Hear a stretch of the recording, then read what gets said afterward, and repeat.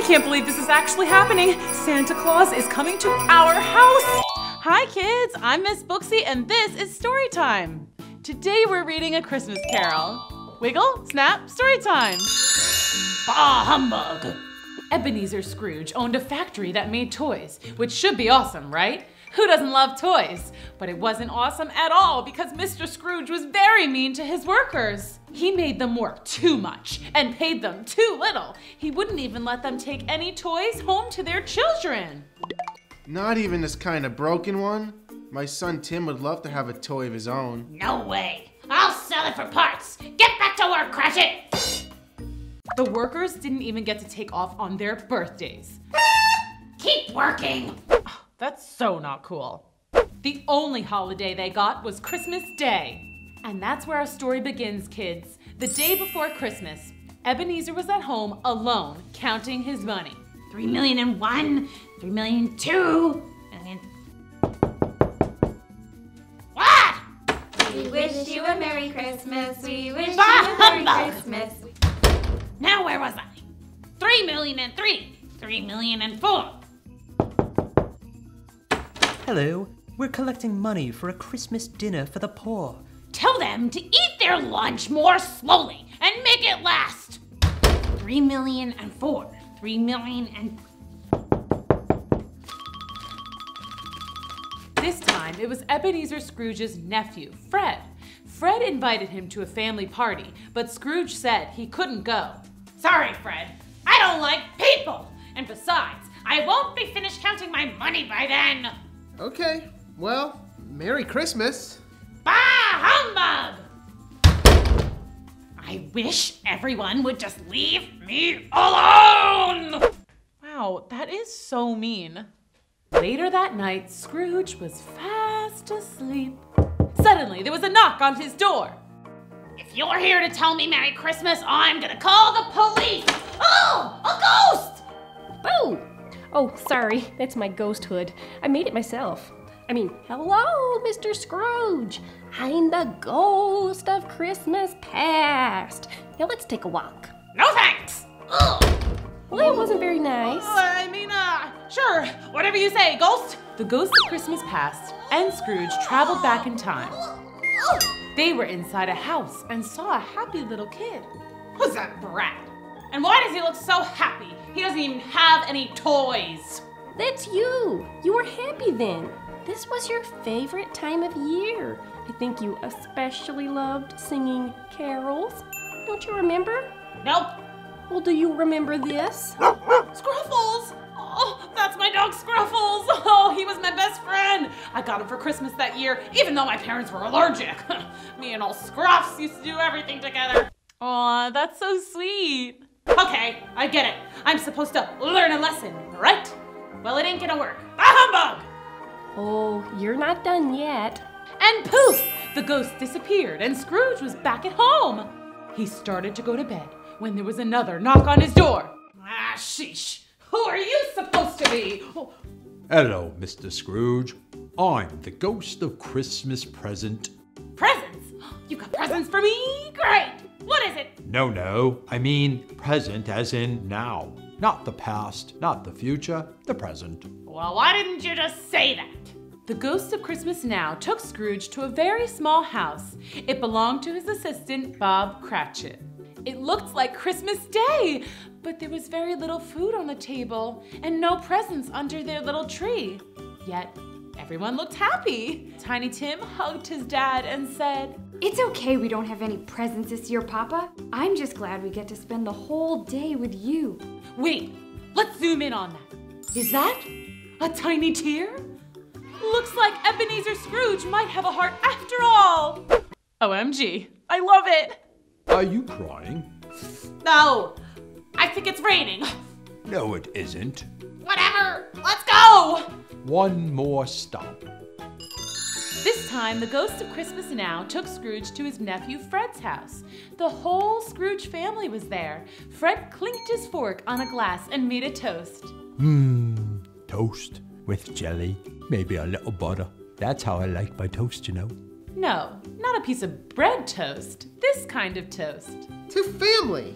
the most important thing in the world. To family. If only Uncle Ebenezer were here.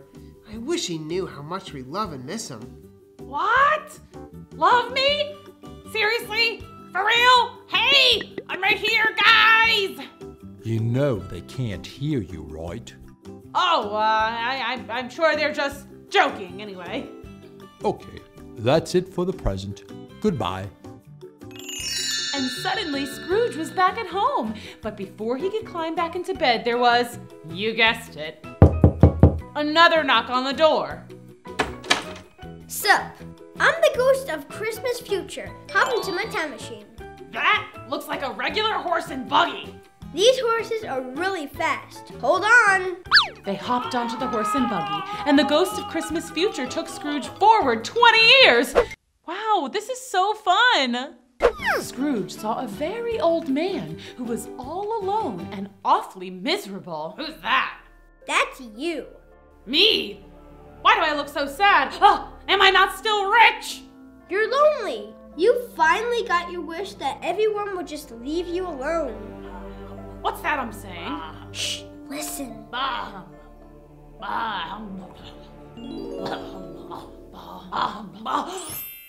It was Christmas morning, and Ebenezer Scrooge knew what he had to do. He jumped out of bed and filled his pockets with money. He ran to his toy factory and filled a giant sack with toys. Then he walked through the town, giving money and toys to everyone he saw. Aw, that is so nice. Scrooge stopped at Bob Cratchit's house. Merry Christmas, Bob. I have your holiday bonus and gifts for all your children. This puppy right here is for Tim. Wow, I don't believe it. Thank you, Mr. Scrooge. I named him Scruffles Jr., but you can name him whatever you like. No, Scruffles is perfect. This is the best Christmas ever. Ebenezer Scrooge thought so too, but he still had one more stop. He went to Fred's house and joined the family party. They sang carols, ate cookies, and Ebenezer even gave a special toast. To family. To family. Mr. Scrooge had learned a very important lesson. And from that day on, he tried his best to be generous and kind. He even stopped saying bah humbug. Bah! Merry Christmas. What a great story. Thanks for coming to Storytime. See you next time. Bye. Rapunzel! Rapunzel! Let down your hair, please. I need to talk to you. Use the stairs. Doors open.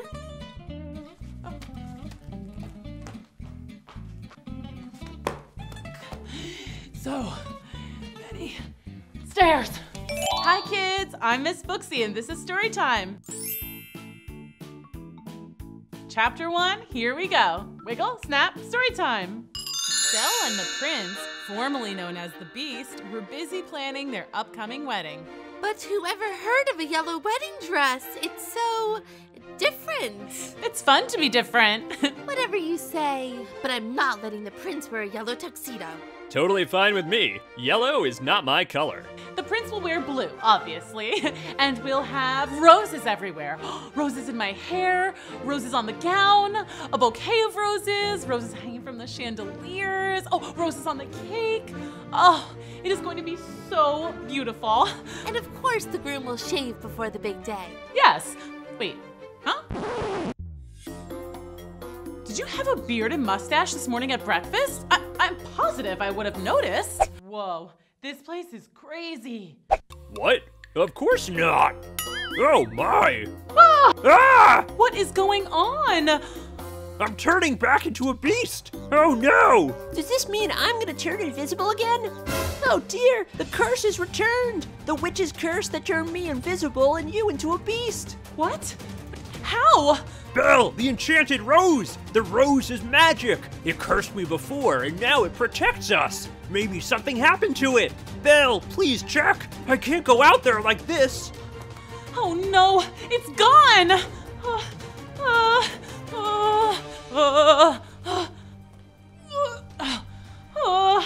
Where is it? Well? It's gone, disappeared, vanished, poof! No! We have to find it, Belle, or else I'll be turned back into a beast forever! That wasn't so bad. It was kind of fun sometimes. Belle! were a little rough around the edges, and you did scare the neighborhood children really bad that one Halloween. And I guess it was hard to find clothes to fit you back then. And we did go through a lot of shampoo. That was so funny. Okay, you're right. I have to find that rose. He's gotta be here somewhere. A rose doesn't just get up and walk away. Unless someone stole it. Don't look at me. I'm just the wedding planner.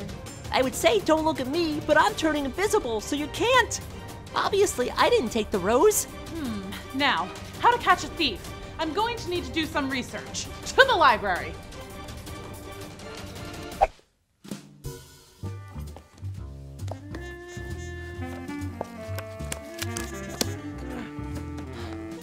Oh, aha! Mysterious mysteries and how to solve them 101. First things first, I need the right accessories.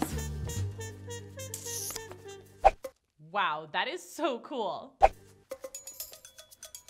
Second, look for the clues. To the scene of the crime. Clues. I am looking for clues. Aha! Oh, I sure am saying aha a lot. I guess it comes with being a detective. Anyway, as I was saying, aha! A clue! A long blonde hair. A hair so long, it could only belong to one person. Rapunzel.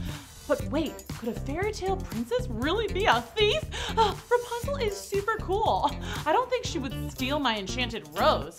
Wait, what's this? Another clue. It's a note. Better see what it says. Roses are red, violets are blue, but your rose is gone. Bye-bye, toodaloo. Signed sincerely, the princess you never knew? The princess I never knew, huh? What could that mean? Well, I better go find Rapunzel and see what the dealio is. Ooh, this is so exciting. Rapunzel, Rapunzel, let down your hair. Rapunzel, Rapunzel, let down your hair, please. I need to talk to you. Use the stairs. Doors open.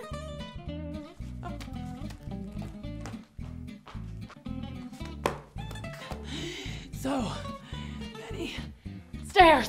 Sorry. As you can see, my hair's not exactly in shape for pulling someone up a tower. Ah! What happened to your hair? Someone stole my hairbrush.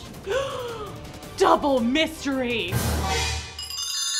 Kids, what do you think is gonna happen next? Let's go on another adventure. Come on! Chapter 2, here we go. Wiggle, snap, story time. So you're telling me that someone stole your hairbrush? Yes! And my hairbrush is my most prized possession. I mean, look what happens without it. Ah, a bird! Okay, I have to ask you something. Did you take my rose? What? What rose? My enchanted rose. The rose that broke the curse, turned the beast back into the prince, etc. Oh, right. That rose. No. Why would I take it? It's an enchanted rose. That means magic. Hello? Okay, well then tell me this. Why would I find a super crazy long hair at the scene of the crime? A hair that arguably could only belong to you! This doesn't sound good. I don't know.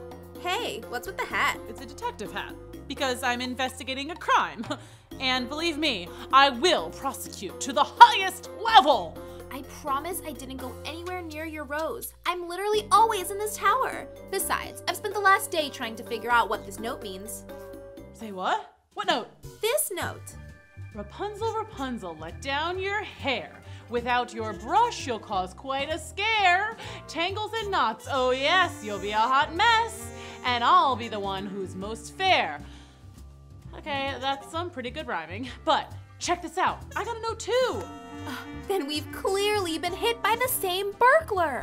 Uh-oh, she better watch out. Wait a minute. You said you're always here. How did someone come in and take your brush? I nap a lot. It's exhausting being locked in a tower. Hold that thought. I'm getting a call. Cinderella! Hi, look, I'm with Rapunzel. Hi. Hey! Hey, what's with the hat? It's a detective hat. I need a detective. What? Someone stole my glass slippers. No. Yes. Hold your horses, or mice, or whatever. We'll be right there. Okay, Rapunzel, let's go. You and I are solving a mystery. Do you have an extra hat for me? I'd kind of like to cover up this mess. We'll pick one up on the way. Come on. Meanwhile, back at the the prince's castle. Whoa, buddy. Sorry, I don't mean to be so beastly. Where is Belle? She's gotta find that rose. Maybe we should just make your wedding tux a little bigger so you'll fit into it if you stay like this. I'm not gonna stay like this. I'm a prince, not a beast. Okay, whatever you say. How are they ever gonna get out of this one? Walk us through exactly what happened. I was outside singing with the birds and squirrels, and then I went inside and I found this. Another note.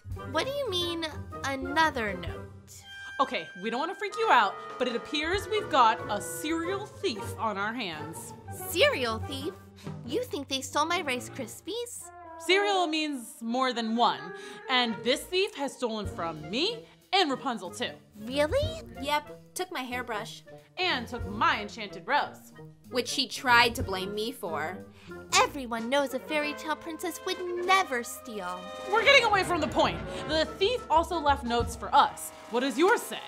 I win, you lose. I have your fancy shoes, your precious slippers made of glass, what a prize. And how lucky I am, they're just my size. That's so not cool. So let's think a minute. So far, this person has stolen my enchanted rose, your hairbrush, and your glass slippers. It's obviously someone who likes pretty things. Probably with long hair. And my shoe size. And good at writing rhymes. So a long-haired poet who wears a 6.5 shoe. Or a rapper. Rappers are good at rhymes. Ooh, fun. Wait, what's this? Did you leave this here? No. Let's think. Who eats apples? Everyone. But who is perhaps the most notable apple eater of all time? Snow White! Hi-ho, to Snow White's house we go! Oh no, this doesn't look good. Let's keep reading. Chapter 3, here we go. Wiggle, snap, story time. The princesses were trekking through the Grim Forest, not their usual turf. They were used to butterflies and bluebirds, cake pops and milkshakes, flowers and ribbons. Grim Forest was dark. Smelly. Totally spooky. But then they saw some friendly faces. Hi there, lovely princesses. Whatever brings you to the Grim Forest? We're looking for Snow White. Is she still living with you guys? She moved into the castle with her dude.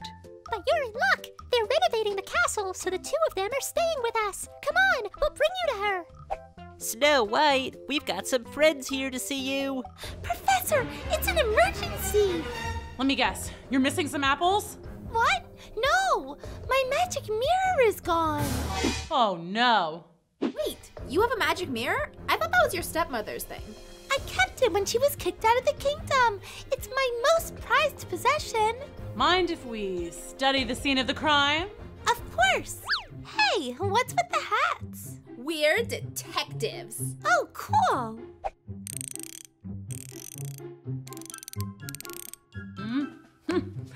Aha! A note, just as I expected. Snow White, so pretty and tall. She is tall, isn't she? Now I have the mirror and I'm the fairest of them all. Well, it's clearly my stepmother, right? She would want the mirror more than anyone. Or it's someone who wants us to think that. Whoever it is trying to throw us off their tracks. When my rose went missing, I found a long blonde hair clearly pushing me towards Rapunzel, but she didn't steal my rose. And at Cinderella's, we found an apple core, which led us to you. But wait, we didn't find anything but a note at my house. No extra clues. Right. Cinderella called me. Why would she call me? Because you guys are friends? Maybe she's the thief and she stole her own glass slippers to make it look like it was someone else. What? No, that can't be. No way! Cinderella would never in a million, billion, trillion, gazillion years do that. You're right. She's the nicest. Back to square one. So what about my stepmother? Or another classic villain? Big Bad Wolf? Cinderella's stepsisters? No, they couldn't fit into Cinderella's shoes. Remember? The note said they're just my size. Or maybe that could be another intentionally misleading clue. We have to investigate every possible lead, starting with Snow White's evil stepmother. Are you ready? Ready. Wait, do you have your stepmother's address? No, but I know someone who might. Hello? Hello? Looks like no one's here. I'm here. Sorry, I was just cooking up something in my bubbling cauldron. Ooh, a magic potion? No, my world-famous veggie chili. You don't even miss the beef. So what can I do you for? We need to find Snow White's evil stepmother. Oy vey, not this again. I'm through with that woman, you hear me? Done. Dunzo. She is so mean. We just need to know where she lives. You don't have to do anything else. We won't even tell her how we found her. Don't you have a crystal ball or anything you can just look into and see where she is? Wait, why don't we just ask her if she can see who the thief is? Whoa, of course. We're looking for a thief. Could we look into your crystal ball and see who it is?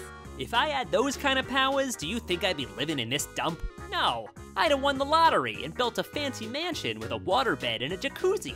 Oh, so what can you do? I can tell you that I got a Christmas card from the evil queen last year. There might be a return address. Perfect, let's check it out. Receipt from Radio Shack. That's a coupon for cat food. What's this? Nope, that's my niece's pre-K graduation invite. Oh, here it is. This is the address, perfect. Did you read the poem? Poem? Christmas time is here, a time for love and cheer. So hang your stockings and trim the tree and have a holly jolly new year. That sounds suspicious. It's a lot more cheerful than I would expect from an evil queen. Yeah, but the rhyme scheme is super similar to the notes our thief has been leaving. It's gotta be her, right? Only one way to find out. Thanks, ma'am. Hey, aren't you gonna at least buy something from my shop? Oh, sure, sorry about that. How about that disguise? The Groucho, nice choice. And they're buy one, get one free. Cool, let's go. Oh, hold up. Hi, hun. It's my boo. Oh, he's cute. Ah! Exactly. Belle, I'm going full beast mode over here. It's true. He's growing at an alarming rate. He's eaten every scrap of food in the kitchen. We're talking everything. Dried pasta, bags of flour, even the cat food. Yeesh. Well, don't worry, guys. I'm gonna find that rose. With that, Belle and Rapunzel, the crime-solving duo, went back out into the grim forest to find Snow White's stepmother and possibly their thief. But this time, someone was following them. Dun dun dun! Oh no, I hope they'll be okay. Let's keep reading. Chapter 4, here we go. Wiggle, snap, story time. Did you hear that? What? Shh! I don't hear anything.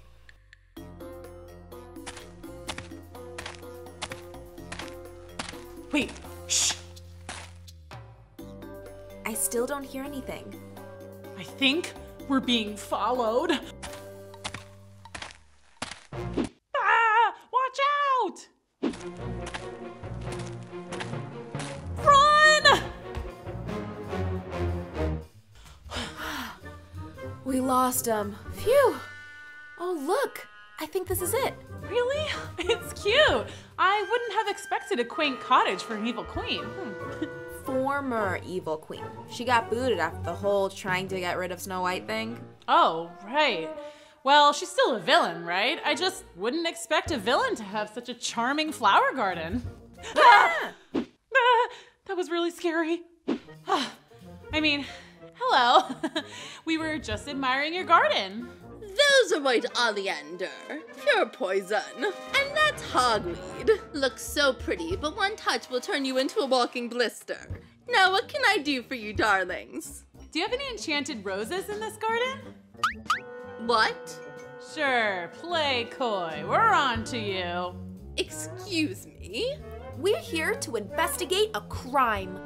Oh, that explains the funny hats. Why does everyone keep commenting on our hats? They're not funny, they're totally standard detective hats. They're a little funny. Where were you this morning? And around lunchtime. And also yesterday. Where were you then? I was here. Got anyone who can confirm your story? Yes, my security cameras will show you I was here the whole time. Oh, okay. You like to rhyme, don't you?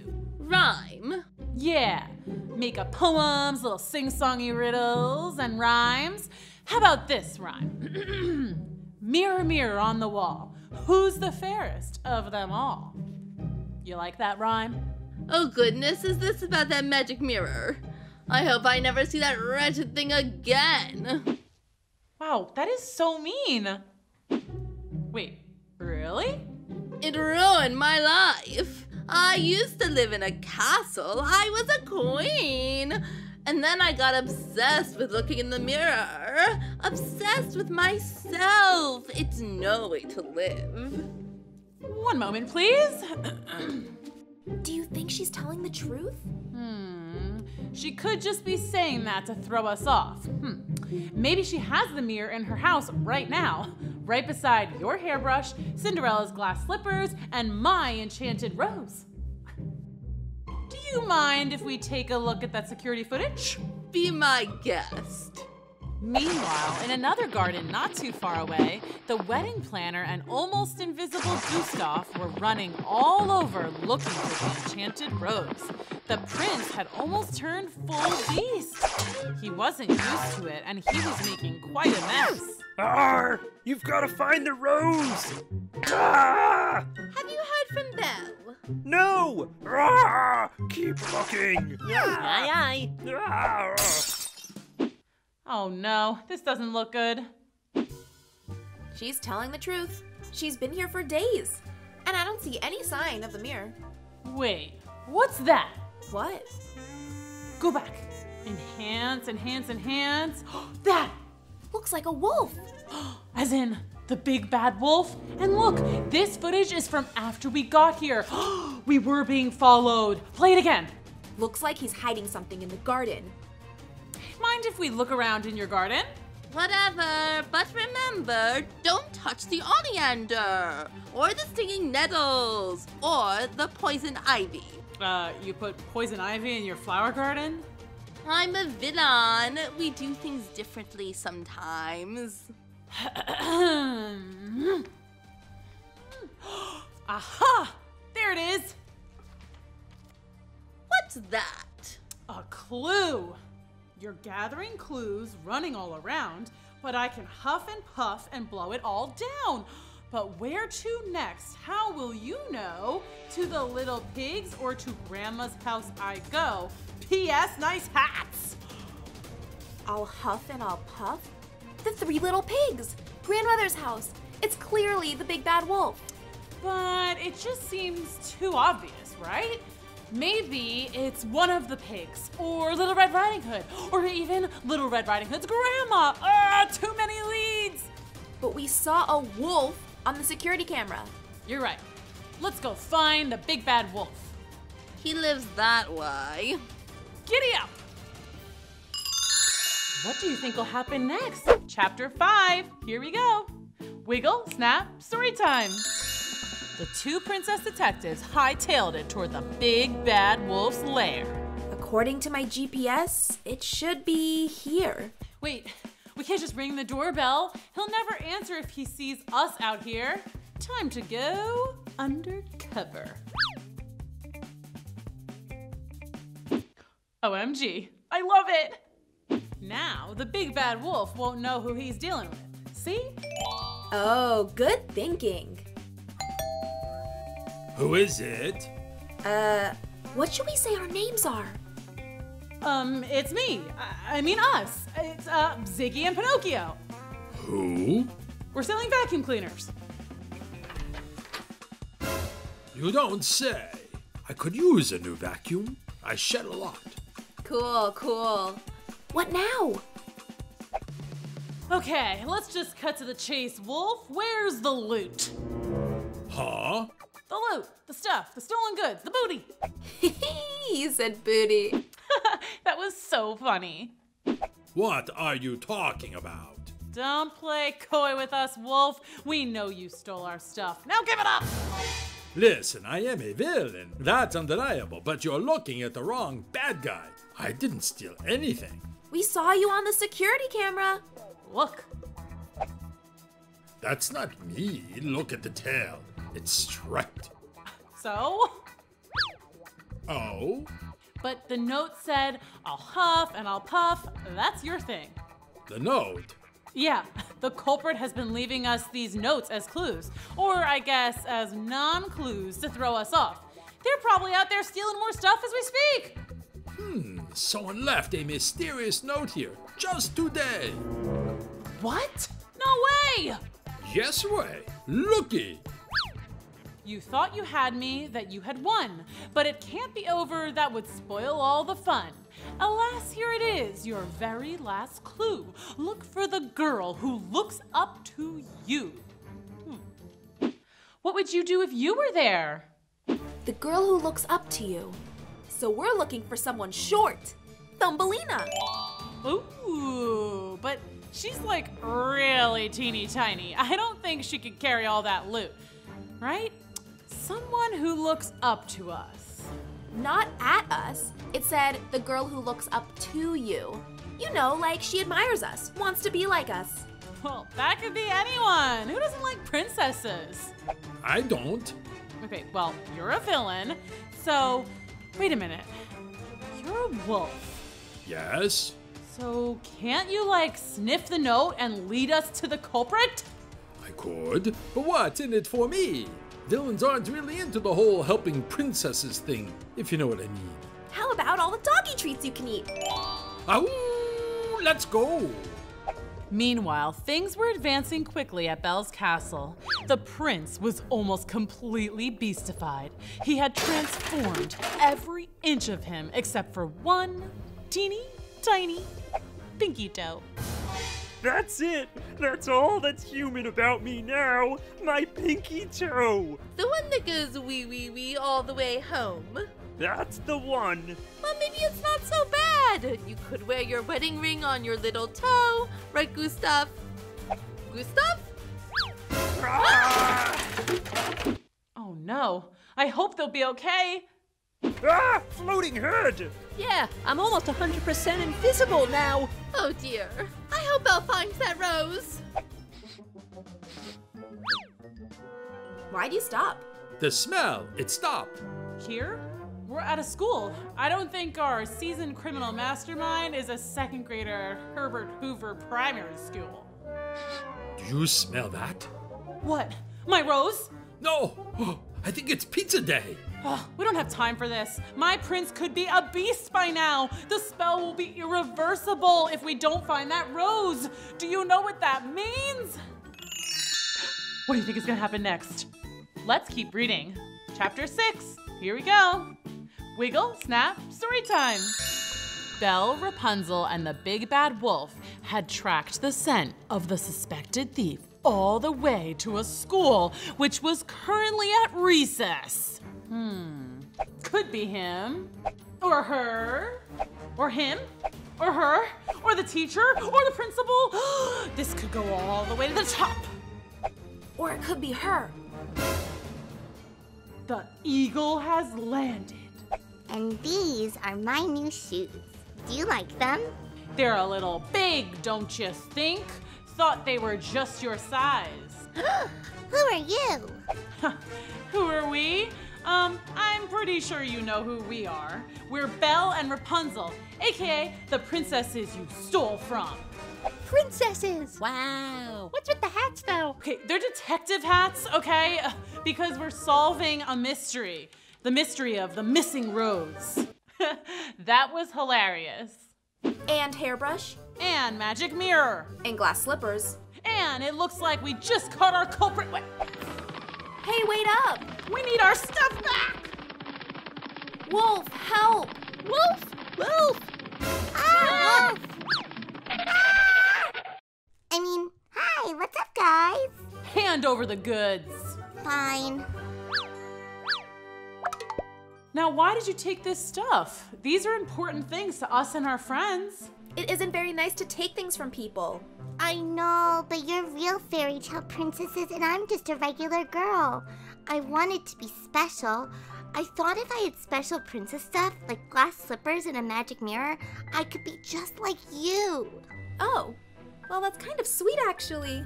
Yeah, I can't be mad at that. But why all the mysterious clues and the dressing up like a wolf to throw us off? I like mystery novels almost as much as fairy tales. I thought it would be fun. Oh, now I get it. It was actually pretty fun. Yeah, it was. It was? Yeah.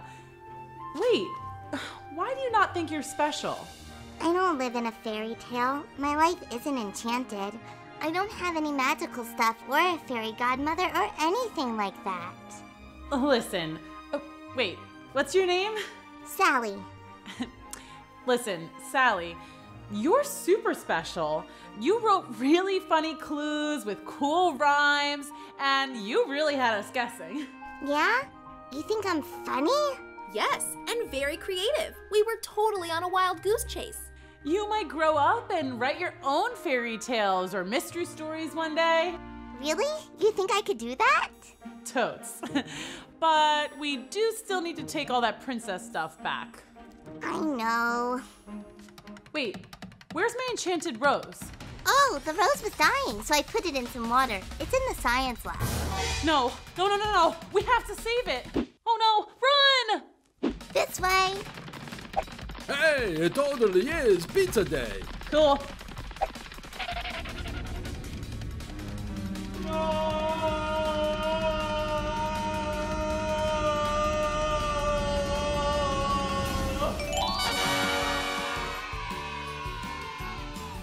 Yes! Saved by the bell. You know, me, Belle. Woohoo! Hi, Belle. Can you see me? Yeah, I can see you. Looks like you saved the day, Belle. My prince, you're back. And now the big wedding can commence. Wow, I can't believe I'm in a real fairy tale wedding. This is so cool. Yeah, great food. Did you try the sushi? Hi guys, most of you don't know me. I'm Sally. I stole Belle's enchanted rose and almost ruined the wedding. But I wrote a poem for the happy couple and I'd like to read it if that's okay. Of course it is. Here goes. Roses are red, violets are blue. It's lovely to see a love so true. Love strong enough to break a spell. A love you find in a fairy tale. A tale as old as time, a tale told in rhyme. I wish you all the joy and laughter, the happiest happily ever after. That's amazing! I'm not crying, you're crying! To Belle and her prince. Oh yeah, and one more thing. Roses are red, violets are blue. P.S.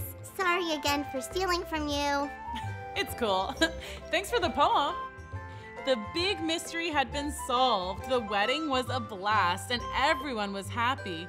Belle had traded in her detective hat for a wedding tiara, but she kept the detective hat close by, just in case I need to solve a case. That sounded a lot cooler in my head. Wow, that was so much fun. I just love happy endings. Thanks for coming. Bye.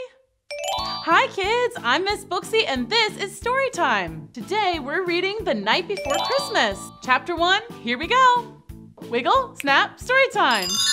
Hi guys, my name is Holly and I'm gonna tell you about the most epic thing that ever happened to my family ever. It was this one time I actually met him. You know, the guy in red, Saint Nick, Kris Kringle. You probably know him best as Santa Claus. So get this, 'Twas the night before Christmas when all through the house, not a creature was stirring, not even a mouse. I mean, we were stirring because we couldn't wait for Christmas morning. Aw, that's so sweet. This is my kid brother, Gabriel. His favorite day of the year is Christmas, so you can imagine how excited he was. The stockings were hung by the chimney with care, in hopes that St. Nicholas soon would be there. The kids made a lot of preparations for Christmas Eve and for the arrival of Santa. They hung their stockings, they baked cookies, and made a plate for Santa. Don't forget a carrot for Rudolph. They tidied their rooms, they brushed their teeth, they wrapped presents, and finally they said goodnight to their parents. The children were nestled all snug in their beds, while visions of sugar plums danced in their heads. And Mama in her handkerchief and I in my cap had just settled in for a long winter's nap. Everyone was sleeping peacefully and anticipating the best morning ever, when out on the lawn there arose such a clatter. I sprang from the bed to see what was the matter. Away to the window I flew like a flash, tore open the shutters, and threw up the sash! Ooh, this is so exciting! Whoa, what happened? It's freezing! I heard something coming from outside. Take a look. The moon on the breast of the new fallen snow gave the luster of midday to objects below. Gabe, look over there! When what to my wondering eyes should appear but a miniature sleigh and 8 tiny reindeer! Whoa! I always knew reindeer existed! I just knew it! With a little old driver, so lively and quick, I knew in a moment it must be Saint Nick. I can't believe this is actually happening. Santa Claus is coming to our house. No one at school is gonna believe me when I tell them. Look at the reindeer. They're so magical. The reindeer and sleigh got closer and closer to the kids' house. More rapid than eagles, his coursers they came, and he whistled and shouted and called them by name. Ho, ho, ho! Now Dasher and Dancer, now Prancer and Vixen, on Comet, on Cupid, on Donder, on Blitzen, to the top of the porch, to the top of the wall. Now dash away, dash away, dash away all! Ho, ho, ho! Wow, this is so fun! As dry leaves that before the wild hurricane fly, when they meet with an obstacle mount to the sky. So up to the housetop the coursers they flew, with a sleigh full of toys and St. Nicholas too. He's here, you guys, he's really here! And then in a twinkling, I heard on the roof the prancing and pawing of each little hoof. The reindeer must be so tired from going to so many kids' houses tonight. Yeah, I hope they like the carrots we left them. Maybe they will want some hot chocolate? Maybe. Let's go downstairs. I think I hear a rustling in the chimney. As I drew in my head and was turning around, down the chimney St. Nicholas came with a bound. What do you think is gonna happen next? Let's go on another adventure. Come on. Chapter 2, here we go. Wiggle, snap, story time. So Gabe and Holly were waiting by the chimney as good old St. Nick barreled down towards them. I see his boots. I see his bag full of gifts. And like that, Santa popped down the chimney and the kids got to see him in real life. He was dressed all in fur from his head to his foot, and his clothes were all tarnished with ashes and soot. I can't believe it. It's actually really him. Look, a bundle of toys he had flung on his back, and he looked like a peddler just opening his pack. He was even more magical looking than they imagined. His eyes, how they twinkled, his dimples, how merry. His cheeks were like roses, his nose like a cherry. His droll little mouth was drawn up like a bow, and the beard of his chin was as white as the snow. Do you think he has the art supplies I wanted in there? I really hope he has the science kit I asked for. Wow, that is so cool. While the kids wondered about their gifts, Santa took a look around with a smile. Look, Gabe, I think he likes the note that you left him. He's laughing. He had a broad face and a round little belly that shook when he laughed like a bowl full of jelly. Yeah, it was Def the reindeer joke that did it. I mean, come on. A reindeer walks into an ice cream bar? Yeah, Gabe. We all know that joke. You've told it like 100 times. Meanwhile, Santa was making his way around the room, smiling at family pictures, filling stockings, and warming himself by the fire. He was chubby and plump, a right jolly old elf, and I laughed when I saw him in spite of myself. Hey, Santa, welcome to our house. We hope you're having a magical night. Whoa, he sees us. I hope we aren't in trouble. But a wink of his eye and a twist of his head soon gave me to know I had nothing to dread. Shh, he's unloading the presents.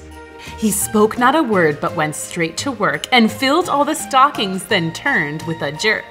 And after Santa was done with all the presents, things got a little silly. He took off his boots and sat by the fire to rest. We didn't want him to miss out on our awesome Christmas cookies, so... OMG, I love it! Here, you go, sir, Santa, Saint Nick. Hello there, kids.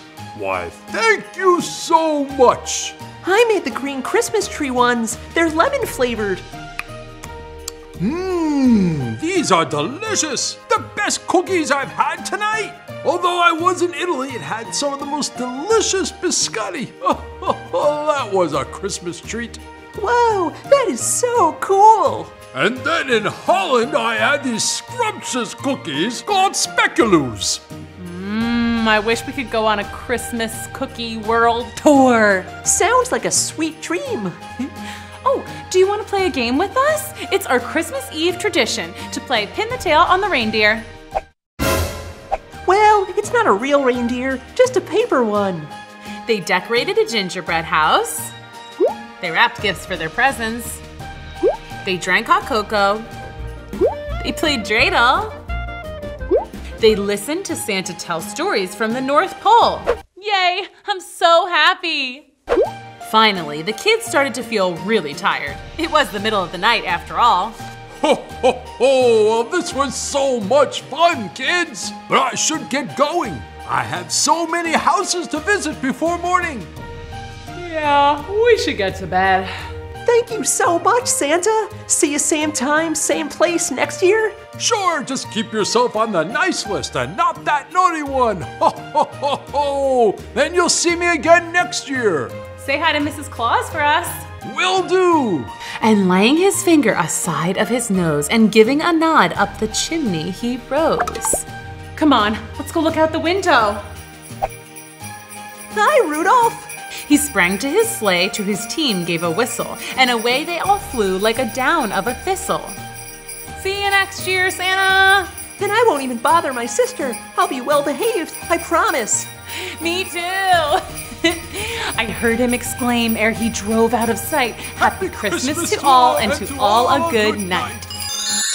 What a great story. Thanks for coming to Storytime. See you next time.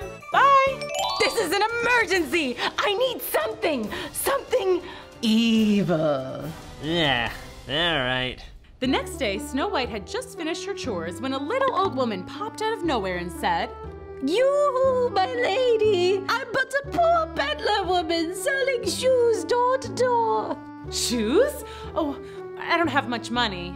They're on sale. They're so pretty and just your size. You deserve a treat. Well, I guess I could just take a look.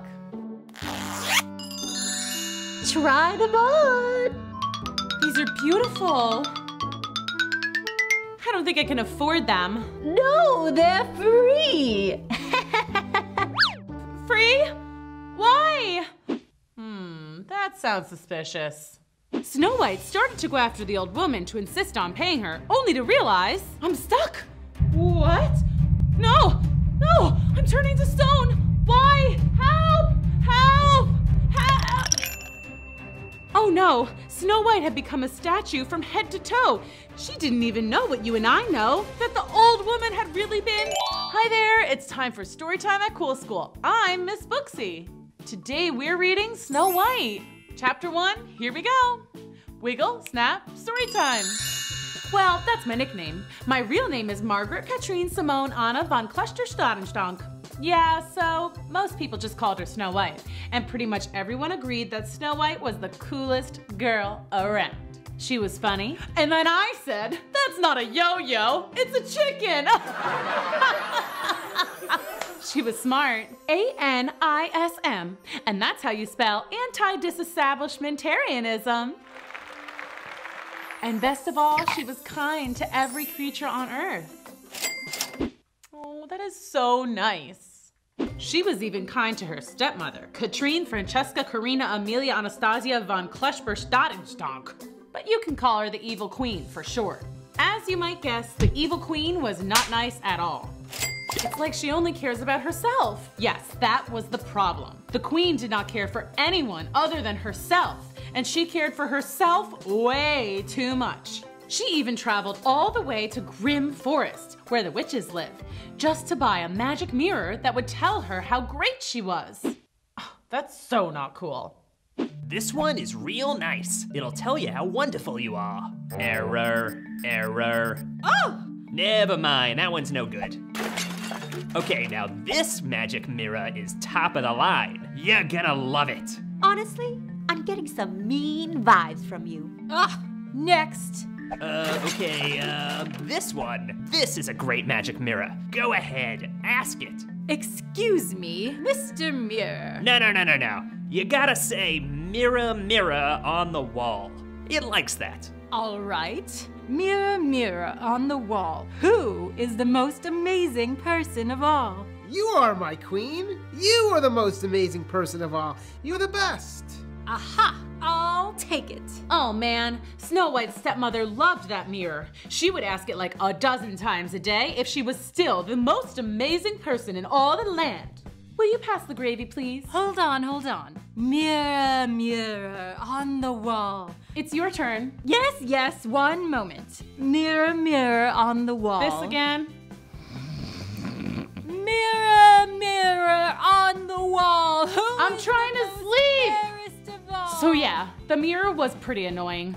The queen loved giving Snow White chores, as evil queens tend to do. So one day she was cleaning the evil queen's bedroom. She was just about finished when she noticed some schmutz on the magic mirror. I'm definitely not allowed to touch the mirror, but she did say the room had better be spotless. I'd hate to make her mad. Snow White reached out to dust the mirror and... It's you! What? You are the most amazing person in the land. Why, thank you, but don't say that. The queen will get, like, really mad. Ugh, she is so mean. But I can see that you have a good heart. Are you actually just an X-ray machine? No, I mean you have a good soul. Aw, that's so sweet. The queen has a rotten soul, by the way. Well, thanks for the compliment, but you really must keep telling her that she's the best. It's dangerous to make her mad. Promise? Okay. Long story short, the mirror did not keep his promise for long. Mirror, mirror on the wall, who is the most amazing person of all? You, my lady, are an amazing person. Of all? Yeah, sure. Of all. Say it then. Say the whole thing. I meant to say that you, my queen, are the most amazing person of all? Good, just checking. What was that? Nothing. It sounded like something. It's just that Snow White may be more amazing. But the queen didn't scream or break things, and she didn't cry. She was just very quiet. That's not good, kids. When the evil queen gets quiet, it means she's really mad. And like Snow White said, that can be very dangerous. This is kind of spooky. Let's keep reading. Chapter 2, here we go. Wiggle, snap, story time. Yep, she looks pretty mad. I will get rid of Snow White. That sounds bad. Poor Snow White, she didn't do anything. Yeah, I was just minding my own business. The evil queen tried all kinds of different ways to get rid of the princess. She locked me out. She tried to mail me to Alaska. She even tried to send me away in a hot air balloon. Wow, that is so mean. You might be wondering why my dad didn't step in and do anything. Well, he was away on king business at the semi-annual Royal Symposium. That's where natural-born kings and queens go to learn royal stuff, like how to balance giant crowns on their heads and how to wave at a parade. So I was on my own. The queen was getting frustrated. She couldn't get rid of Snow White. She finally decided to go back to the witches of the Grim Forest. Surely they could get the job done. Oh, it's you again. Welcome back. I need a curse to get rid of a princess. Oh, goody. I just love those curses. What do you need? 100-year sleep? Make her lose her singing voice? Ooh, maybe we turn her into a frog. I just want her to go away forever. Ooh, I see. A one-way ticket. Exactly. Uh-oh. This doesn't sound good. Well, my sister is a travel agent. We can send her to China. I was thinking something a little more permanent. Okay. Well, how about a classic de-atomizer? What is that? I don't know, but it sounds cool, right? Can't you just do something, I don't know, witchy? Oh, sure, that's easy. Here's what you need. A bubbling cauldron, a rose, watch out for the thorns, the tooth of a shark, a rotten egg, gross, a picture of Santa Claus, random, and a lock of Snow White's hair. And check. Mix it all together and say these words. Mecca like a ding-dong, cherry chicken ping pong, Snow White, why don't you just disappear already? Mecca-lecca ding-dong, cherry chicken ping pong, Snow White, why don't you just disappear already? And just like that, Snow White disappeared. Didn't think it would work, did you? Yeah, neither did I. Oh no, I hope she's okay. But here's the thing, boys and girls. People don't really disappear. They just appear somewhere else. And that's what happened to Snow White. She appeared in another fairy tale. Whoa, where am I? This isn't our kingdom. Hey, I think that's Cinderella. How'd I get into her storyline? Oh, maybe her fairy godmother can help me get home. Did somebody say fairy godmother? I did. Do you want to go to the ball too? I can let you go, but you can't win the heart of the prince. I already promised that to my goddaughter, Cinderella. That's okay. I don't need a prince. I just want to go home. Oh, gotcha. And with a wave of her wand, Cinderella's fairy godmother sent Snow White back home. Whoa! Yay! Magic to the rescue! And at the very same moment, the evil queen was asking the magic mirror if she was the most amazing person in all the land. No, it's still Snow White? What? I got rid of her! It should be me! This is awkward. Oh, I'll get her. And this time, I'll make sure she never comes back. I've got a wicked good plan.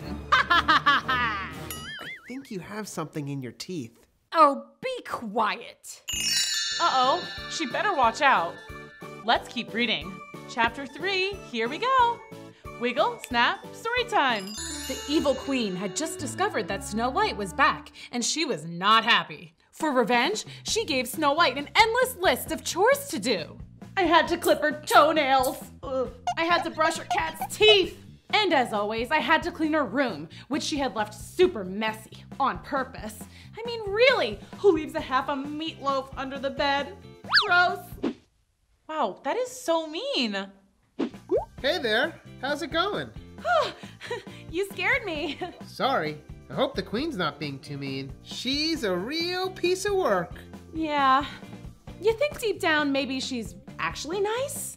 I don't think so. She's pretty bad.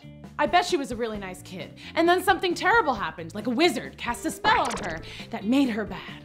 Not exactly.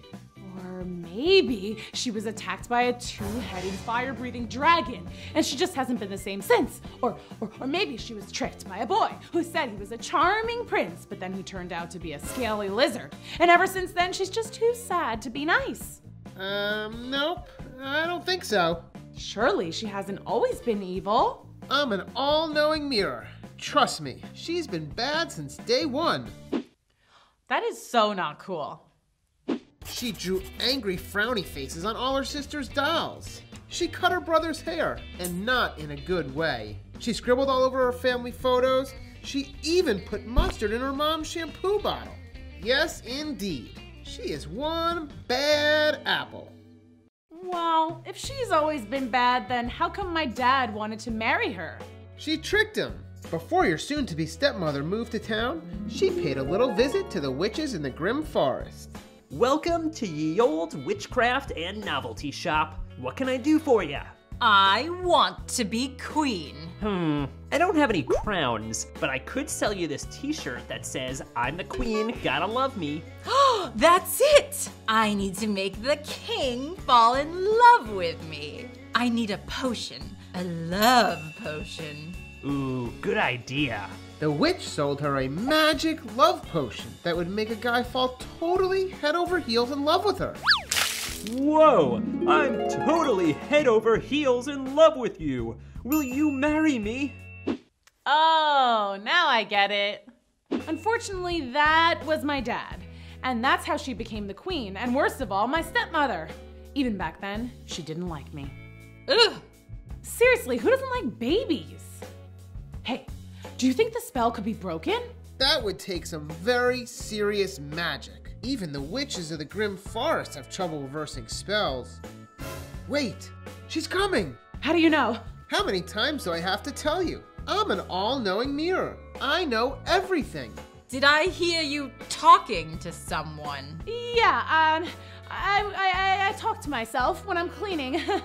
Really? What about? Well, I was just talking to myself about the weather. Yeah, beautiful day, isn't it? Oh, I guess so. Now get back to work. Whew, that was a close one. That was close. Yeah, if she catches me talking to you, she'll lose it. Uh-oh. What? Uh-oh is right, kids. The evil queen was listening at the door. Total fake out.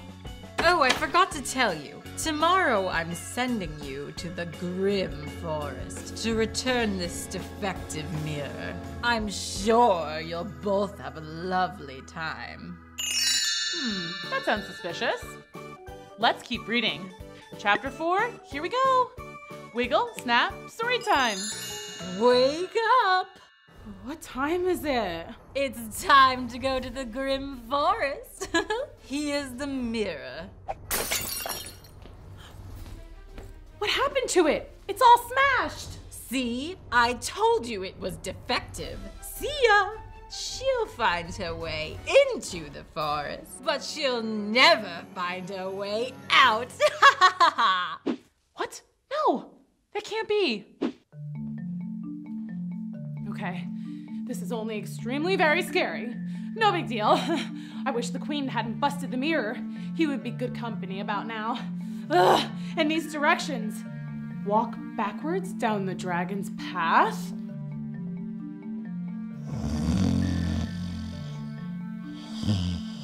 Make a left at the gargoyles. A backwards left or a frontwards left? It's that way. Thanks. Then turn around 3 times at the Troll's Bridge.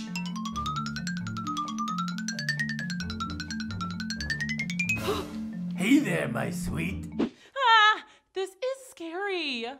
I'm not your sweet, you troll. Sorry, I don't get out much. Then hop on 1 foot. Why? Hop on 1 foot past the Wicked War's warehouse. And so the wish's shop should be? Yoo-hoo, right here. You looking for me? Yeah. How'd you know? Oh, just witch's intuition. That means I'm a really good guesser. Come inside. So my stepmom wants to return this mirror. Oh, this mirror is very smart. Top of the line. Or at least it was. Yeah, I think the queen had a temper tantrum. I remember her. Ugh, she's a doozy. Tell me about it. This mirror was perfect for her. He knows when to tell a little white lie. Oh, like telling her she's the most amazing in the land? Yeah, that was a fib if I ever heard one. Hey, think we could just fix the mirror? I was starting to like him, and I have a feeling I'm gonna need his all-knowing powers. All-knowing is good. We'll just put a new face on him, new frame, and boom! Looks brand new. That's amazing!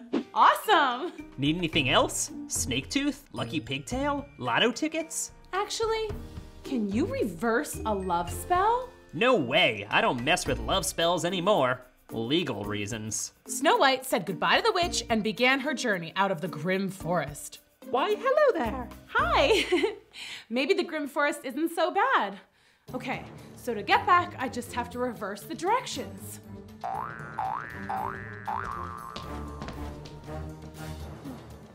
Hey, where's the Wicked Words warehouse? Or the Troll Bridge? It's getting dark, and I'm lost. Wait, I know. The mirror will know how to get out. Hello, Mr. Mirror? Where's the on switch? Snow White tried everything she could think of to get the mirror to work. She tried voice command, mirror activate. She tried shaking it. She tried smacking it. Finally, she tried yelling at no one in particular. Why? Excuse me, ma'am. Ah! Sorry, didn't mean to frighten you. Are you okay? I'm lost, and it's dark, and this mirror is supposed to know everything, and it won't turn on. And I'm hungry and scared, and who are you? I'm the professor. You must be smart. Do you know the way out of this forest? I need to get back to my kingdom. Yep, follow me. Okay. The professor led Snow White out of the grim forest, past the Wicked Words warehouse, the Troll Bridge, the gargoyles, the Dragon's Path, all the way to where Snow White had began. Thank you so much, Professor. You're welcome. I hope to see you again one day. Aw, that is so nice. I don't know if I'll be going back into the grim forest anytime soon, but if I do, I'll look for ya. They said their goodbyes, and Snow White went inside the palace to give her stepmother the mirror. You're back? I mean, you're back. How lovely. And I brought you a new mirror. I don't know how to turn it on, though. It needs batteries.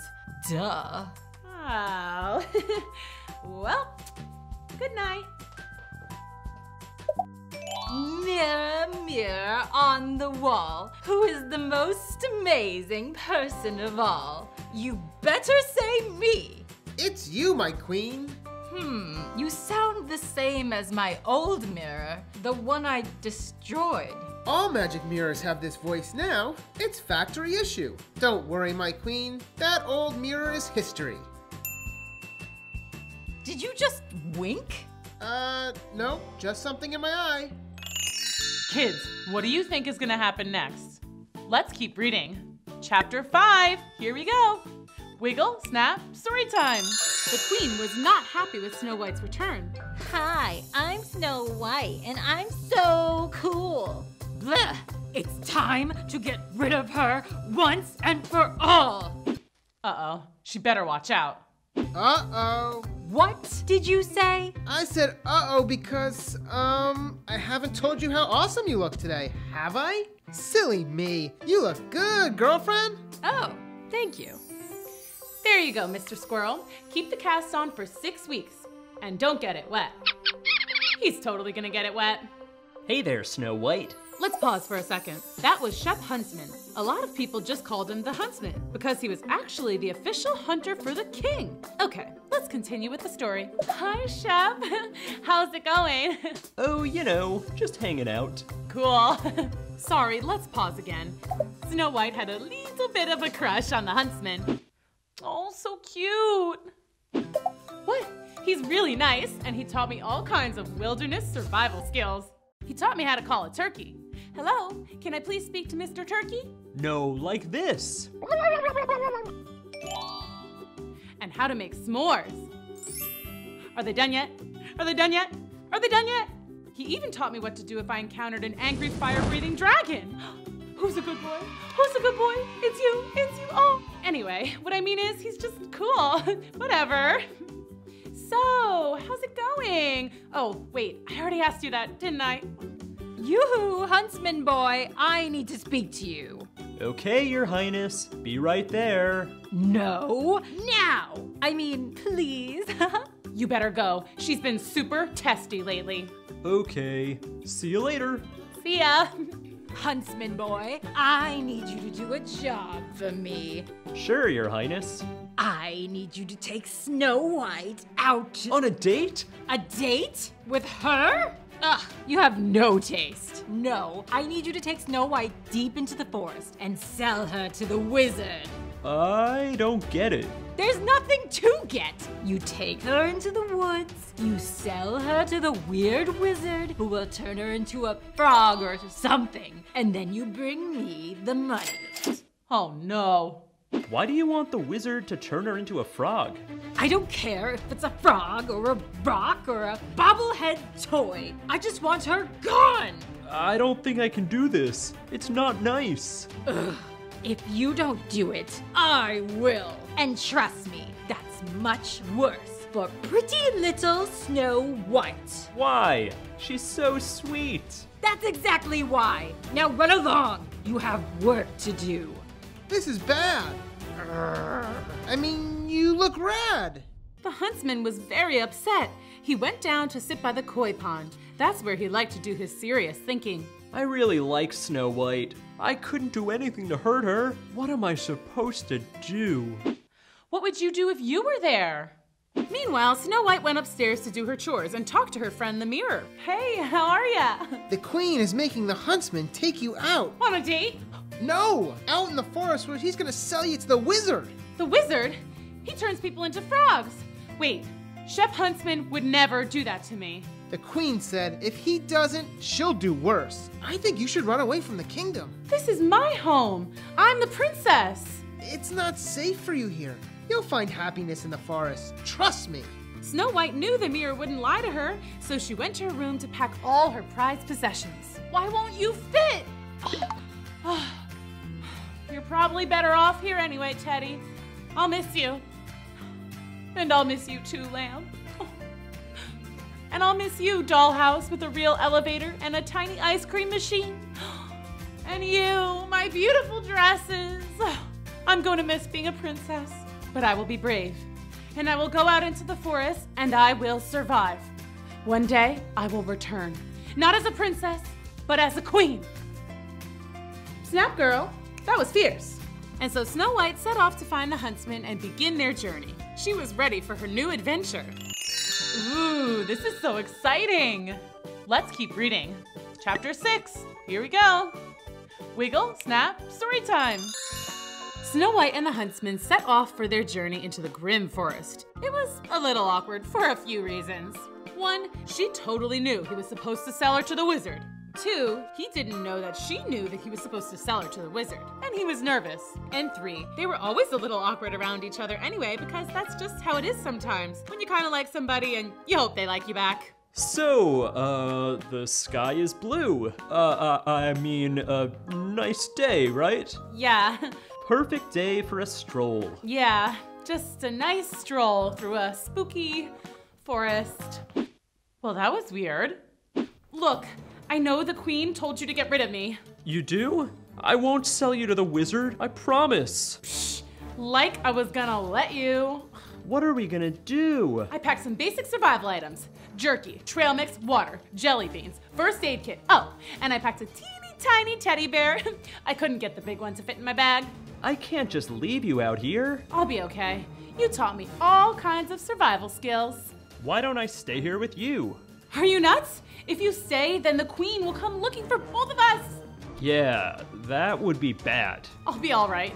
The queen's magic mirror told me so. Come visit me sometime? Of course. Here, take my camping toolkit. It's got all kinds of handy stuff, even fingernail clippers. Oh yeah, I guess there's no place for a mani-pedi out here.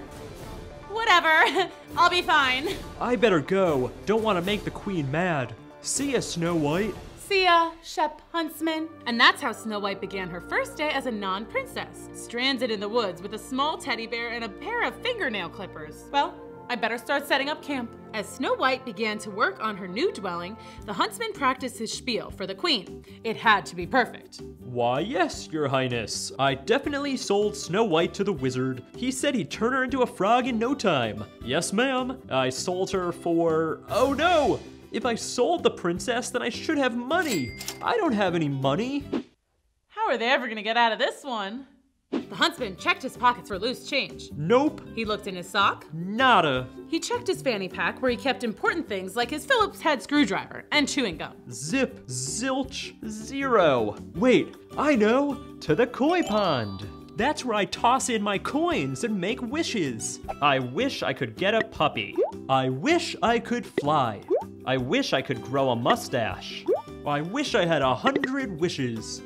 There must be like $1 million in there by now. Hey, I never did get that puppy or that mustache. That's it. I'm taking my wishes back. Meanwhile, in Grim Forest, Snow White had just finished setting up her new, apartment. Perfect. It's shabby chic. Oh man. Okay, third time's a charm. Excuse me, Snow White? Professor, boy am I glad to see you. What are you doing here? I live here now. We're neighbors. Great, there goes the neighborhood. Who's your friend? That's Sassy McSassy Pants. That's your name? I love it. OMG, I love it. My real name is Sasper. It's short for exasperation. No, it isn't. Snow White, you can't live out here like this. Oh, sure I can. I'm not a princess anymore. I'm just a regular girl. Regular girls don't live under a pile of sticks in Grim Forest. Come on, you're moving in with us. No. Hush, Sasper. Oh, I shouldn't intrude. No, she shouldn't. Nonsense. Let's go. Snow White grabbed her bag and followed the professor and Sasper to their little cottage in the woods. She was so excited. I've never had roommates before. This is gonna be so much fun. Back at the kingdom, the huntsman had just gathered enough coins and was off to see the queen. Your Majesty? Why are you all wet? It's raining. In the woods. It was raining in the woods. Anyway, here's your money. You sold Snow White to the wizard? Yup. He said he was definitely going to turn her into a frog. A frog? Are you sure? Yes, ma'am. You'll never see Snow White again. Well, you might see her as a frog, but it would be hard to tell it's her, unless maybe she's wearing little yellow frog pants or something. How cute! Now please leave. Okay, Your Highness. See you later. Now, Muir, tell me, who is the most awesome and wonderful and dazzling person in all the land?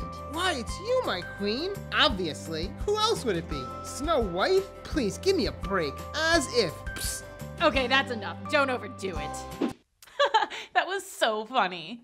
That night, everyone went to bed feeling pretty happy. The huntsman was glad he didn't have to sell Snow White to the bad wizard. The queen felt confident that she was the best thing since sliced bread. And Snow White was excited to start this new chapter in her life with her new cool roommates.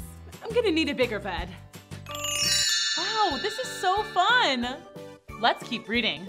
Chapter 7, here we go. Wiggle, snap, story time.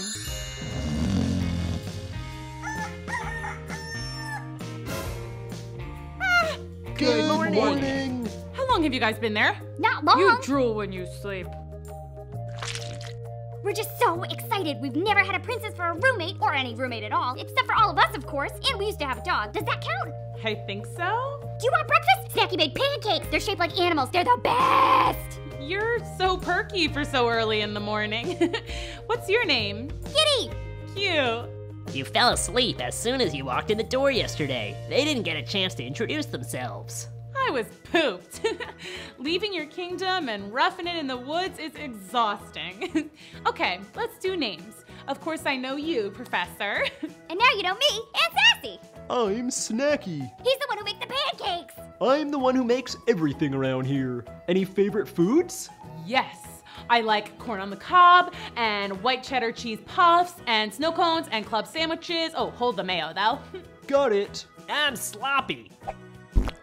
I see. I'm clumsy. That's just my nickname, though. I'm actually quite graceful. Oh, I'm okay. Those dwarves are so funny. Is that everyone? Don't forget me. I'm tiny. Hi. Well, I'm pleased to meet all of you. So, what do you guys do for fun around here? We work. What? Work's no fun. Unless you get to work at an amusement park. That's probably fun. We work in the mines. Oh, diamond mines? No, salt. Oh, and you have fun doing that? Sure, everything's fun when you're with your best pals. What do you do for fun? I dance and sing and go to parties and play with all my animal friends and read and get in snowball fights and fly kites and ride bikes and, well, yeah, just to name a few. But I'll totally go to work in the mines with you guys. I'm no freeloader. You're much too big to go into the mines. Well, I'll work here then. I can clean. I used to clean my stepmother's room all the time. We're not very messy. Ooh, that's gotta hurt. Right. I'm also pretty good at sewing. I can make you guys matching outfits. That would be amazing. Well, then let me at least make some new curtains. There's a lot of bad feng shui around here. Finally, it was settled that Snow White would spruce up the cottage in exchange for free room and board. She did other little things too, like cut their hair and make a new chef's hat for Snacky. Oh, and she changed all the light bulbs, which was a huge help. Snow White kept so busy that she didn't even have time to miss home. Actually, speaking of home, the evil queen was having a ball without Snow White around. She brought the mirror with her everywhere and showed everyone how it would say that she was the most awesome person in all the land. Ask the mirror if you're the most awesome person. Okay, I'll ask. Mirror, mirror, in my hand, who's the most awesome person in the land? Is it this guy? No. Is it her? Wow, that is so mean. It's you, Queen. You are so awesome. Pretty rude, though, if you ask me. Hear that? I'm the most awesome person in the land. 3 cheers for me! Oh, yay. Let's have a party in my honor, and I'll save my first dance for you, Mr. Huntsman. I, actually can't. I'm busy. Busy? Too busy to attend a party of the Queen? What are you doing that's so important? I, have to wash my hair. Yeah, that's it. Okay, bye. The queen knew he was telling her a lie, but she didn't know why. She watched the huntsman from her window as he walked out of the palace and straight toward Grim Forest? Suspicious. I'll have to follow him and find out what he's up to. Uh-oh, he better watch out. Dun, dun, dun! What was that? Nothing. The queen followed the huntsman into the woods. Who's there? What was that? Is someone there? Finally, they stopped. Hey there. Snow White! Oh no, this doesn't look good. Let's keep reading. Chapter 8, here we go. Wiggle, snap, story time. The queen watched as Snow White and the huntsman talked and laughed. That rotten huntsman was supposed to get rid of her! He was supposed to take her to the wicked wizard and have her turned into a frog! How hard is that? Oh no, I hope they'll be okay. Well, thanks for stopping by. Sure thing. Need anything special for next time? Yes, Snacky asked if you could bring him some marshmallows and graham crackers. We're gonna make s'mores. Awesome, will do. Bye, Snow White. Bye, Shep. And please be careful. If the queen finds out, she'll be very angry and we're done for. Yes, that would be bad, wouldn't it, princess? The queen rushed over to the witch's shop and barged right in. Hey, ever hear a knocking? This is an emergency! I need something evil. Yeah, all right. The next day, Snow White had just finished her chores when a little old woman popped out of nowhere and said, "You, my lady, I'm but a poor peddler woman selling shoes door to door." Shoes? Oh, I don't have much money. They're on sale. They're so pretty and just your size. You deserve a treat. Well, I guess I could just take a look. Try them on. These are beautiful. I don't think I can afford them. No, they're free. Free? Why? That sounds suspicious. Snow White started to go after the old woman to insist on paying her, only to realize, I'm stuck. What? No, I'm turning to stone. Why? Help! Oh no, Snow White had become a statue from head to toe. She didn't even know what you and I know, that the old woman had really been the evil queen. Goodbye forever, Snow White. What? No, that can't be. The queen went back to her kingdom, happy to be rid of Snow White. She marched straight towards the magic mirror. Question, why did you say I was the most awesome person in all the land when we both know you favor Snow White? But Snow White is gone, my queen. She is now, but since you're such a wise, all-knowing mirror, you must have known she's been in the Grim Forest all this time. Oh, see, when you said in all the land, I thought you meant around here, like in this kingdom. I didn't know you were counting Grim Forest. My bad. Well, it doesn't matter. She's gone forever this time, and you better watch your back. The evil queen was also quite angry with the huntsman. She put him in jail and threw away the key. Wait, I didn't have dinner yet. Oh man. Meanwhile, back at Grim Forest, the dwarves were just coming back from work. What's that? Looks like a statue. It looks like Snow White. Cool! I want a statue that looks like me. Snow White, come out here. There's a statue and it looks just like you. Wait, I think this is Snow White. It must be an evil curse from that evil queen. She's so evil. Oh no! The dwarves were so upset. They didn't know how to reverse a curse, and they didn't know whether Snow White could think or feel in there, or if she truly was made of stone. What if she's scared? What if she gets cold? We have to move her inside. Those dwarves are so helpful. The dwarves tried with all their might, but they couldn't move Snow White. Professor, do you know any ways to reverse a spell? Well, let's see. Maybe she could kiss a frog. Here. Why do you have a frog in your pocket? Why not? It's cute. Okay, let's reverse this spell. Maybe say some magic words. Alakazam, abracadabra, kalamazoo. Bless you. It's no use. We don't know magic. We could go to a witch. But the witches live in the scary part of the forest. We'll just have to be brave. Yes, we have to save our friend. The professor and Giddy set off to find a witch to reverse the spell, while the rest of the gang stood watch to guard and protect Snow White. Shoo, go away. What if we can't reverse the spell and Snow White is a statue forever? Don't worry, Tiny. We'll have a happy ending. I just know it. What do you think is gonna happen next? Let's keep reading. Chapter 9, here we go. Wiggle, Snap, story time. Professor and Giddy were on their way to find a way to save their friend Snow White, bravely trekking through the Grim Forest. Okay, well, at least they were trying to be brave. But hey, at least they were willing to face their fears and help a friend, right? That was hilarious. The two finally found what they were looking for. Ye old magic shop.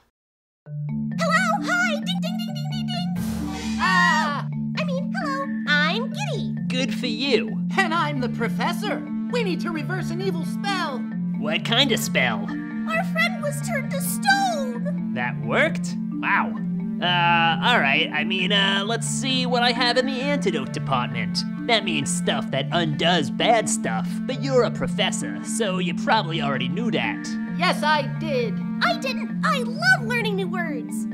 Here we are. Now we just toss it in the cauldron, and... While Giddy, Professor, and the witch mixed up the antidote, or stuff that undoes bad stuff, the evil queen was back at her castle, thinking, which is never a good thing. Snow White's turned to stone, but why don't I feel any better? I should be glowing, relaxed, happy. Mirror, do I look happy to you?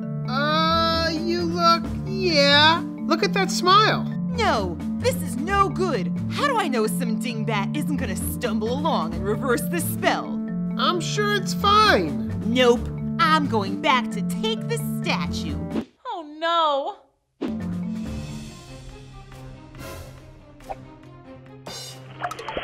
The evil queen strikes again. Wake up, guys. It's time to save Snow White. We have the antidote. That means stuff that undoes bad stuff. Right, Professor? Something like that, but yes. Guys, we can reverse the spell. Wait, where's Snow White? Snow White! Snow White, where are you? Guys, she's a statue. She can't answer you. Oh, right! Statues can't talk. I got it. Snow White, blink twice if you can hear us.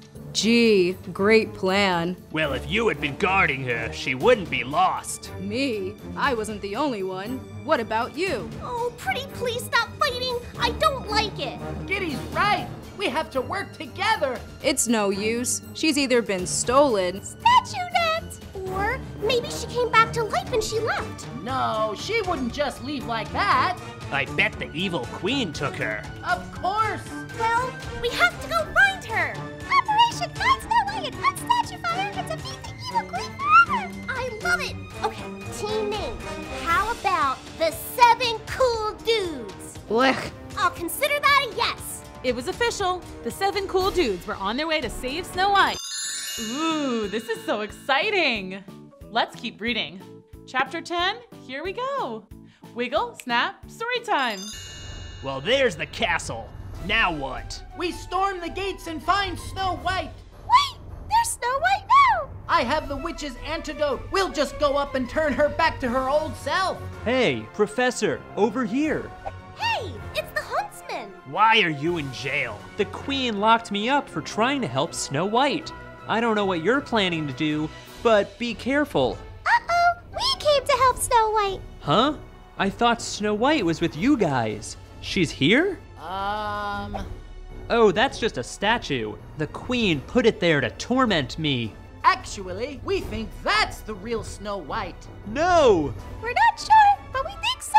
But we have a potion from a witch that could change your back. Well, what are you standing here talking to me for? Go save Snow White. But the huntsman said that just a wee bit too loudly, and yep, you guessed it. Suddenly, there was the evil queen standing right between the dwarves and Snow White. Uh-oh, they better watch out. Save Snow White? Never! We will save her. Aw, you seem so upset. How sad would you be if I smashed that statue into 1,000 pieces?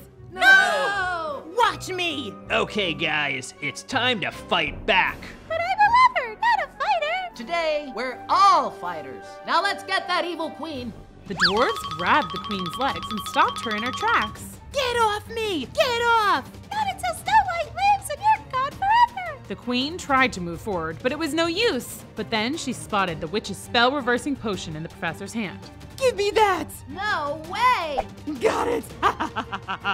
Now get off me! Then the professor had an idea. You want us to let go of you? Yes, let go! Okay, let go, guys.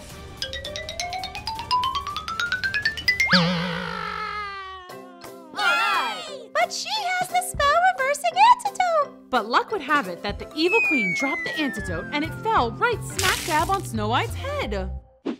Whew, that was a close one. It doesn't work! Oh no! What's everybody crying about? And why are all these pigeons on me? Shoot, birds, shoot! Snow White, you're alive! Of course I'm alive. Why wouldn't I be? But wait, why am I back at the castle? And Shep, why are you in jail? The evil queen put me here. No, where is she? Over there!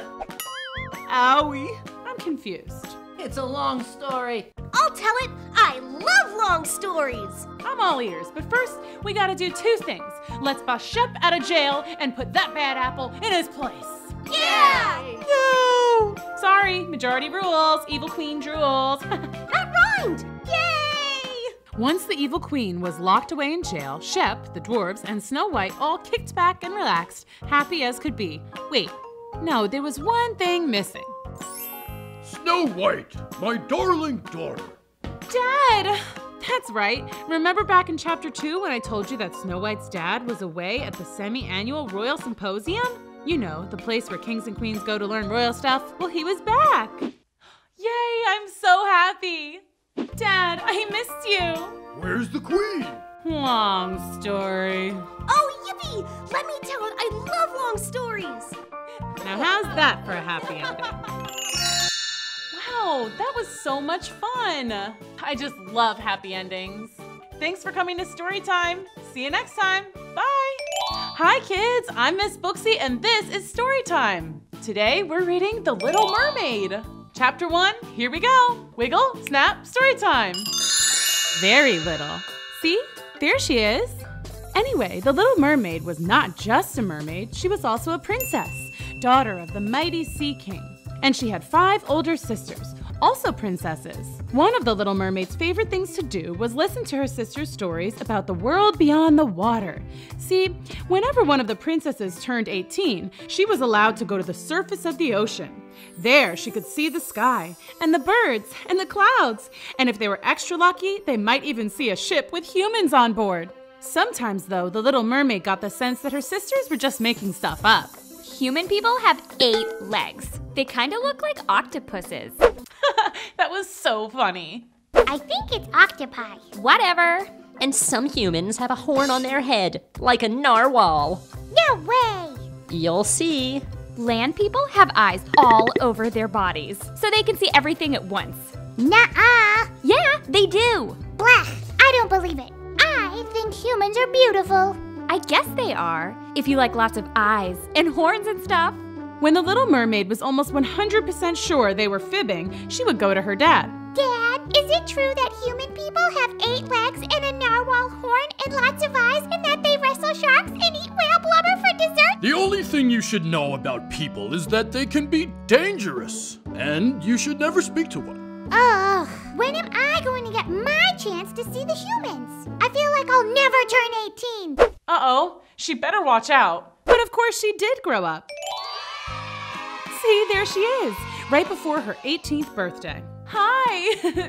Let me tell you about life as a sea princess. We lived in a palace made of shells and pieces of treasure from sunken ships. At night, each princess slept in a bed of beautiful sea flowers. Shh. And you've heard of a school of fish, right? That's where we studied and learned. Actually, we did lots of things that human girls do, just a little differently. We played sports.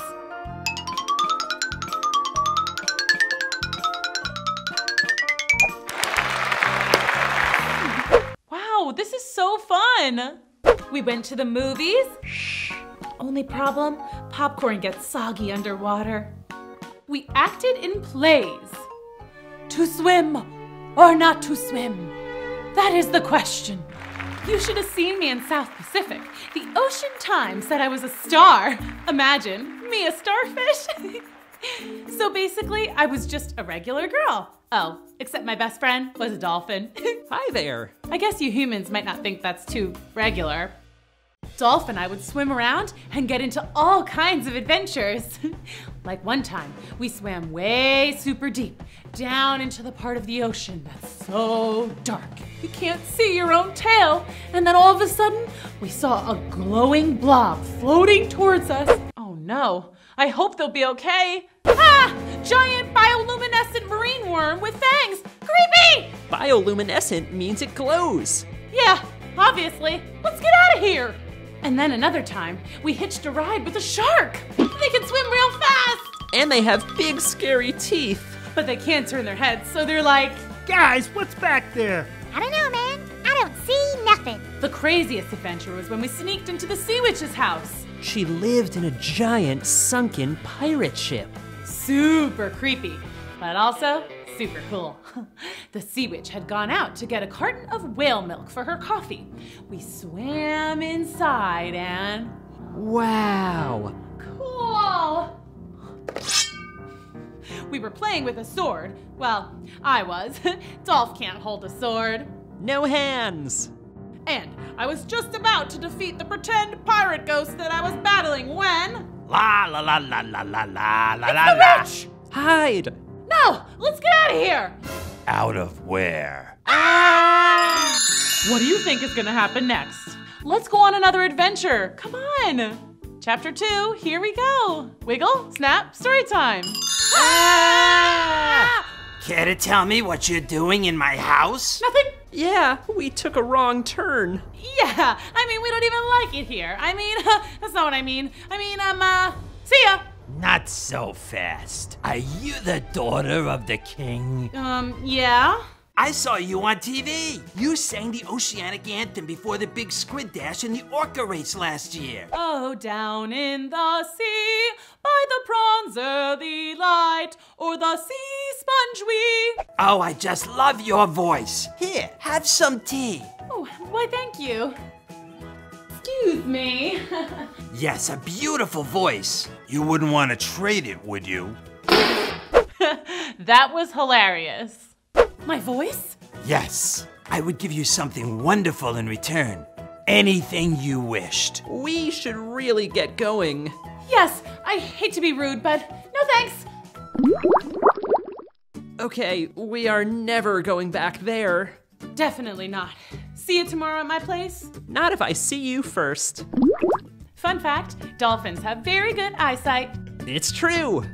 And really good hearing. Yup. And they're nosy. Bottle nosy. Heard that too, and it wasn't very clever. Oh, well, I thought it was pretty funny. He has a bottle nose, get it? Anyway, you may be wondering what was happening the next day. Nothing major. Just my 18th birthday! We were having a huge party, and everyone was there. All my friends, and my sisters, and my mom and dad.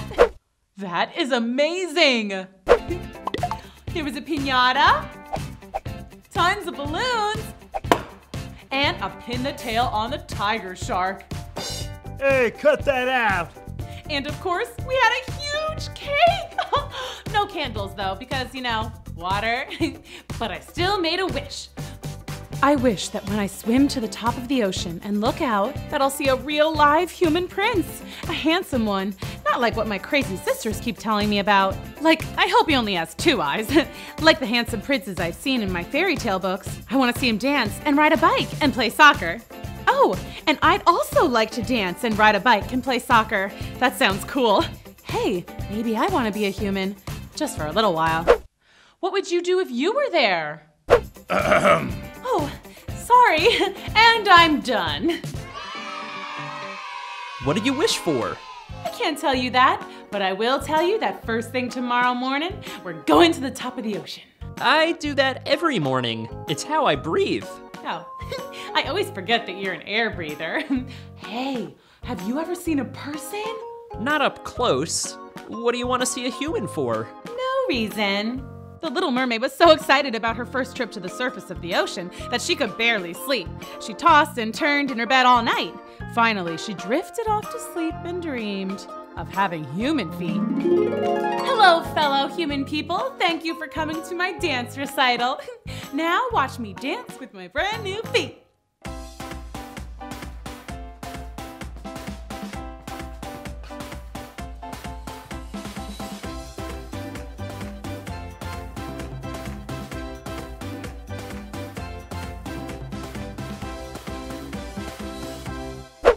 Wow, that is so cool. Thank you, thank you.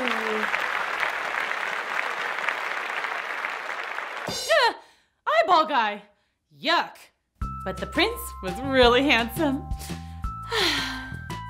The next morning, the Little Mermaid and Dolph swam to the top of the ocean where the water meets the sky. The last one there is a rotten turtle egg. Look, a ship. The prince, it's him.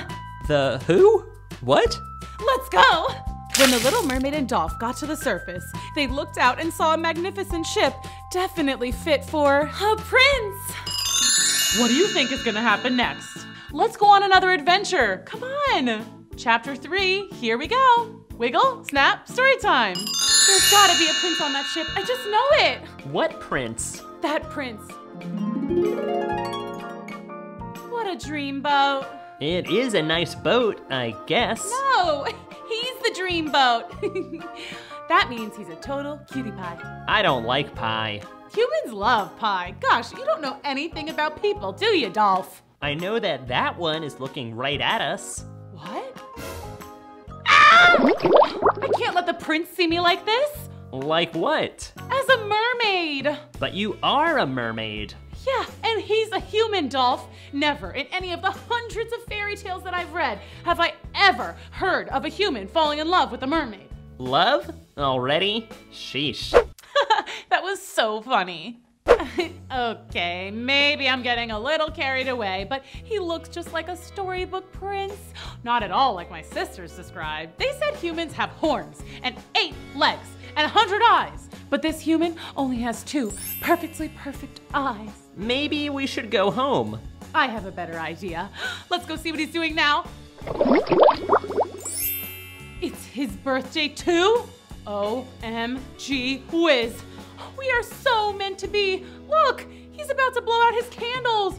Real candles, Dolph. Oh, wow. I wonder what his wish is gonna be. Maybe it's to meet a mermaid. I wish that he would wish to meet a cool mermaid. Me, obviously. And fall in love.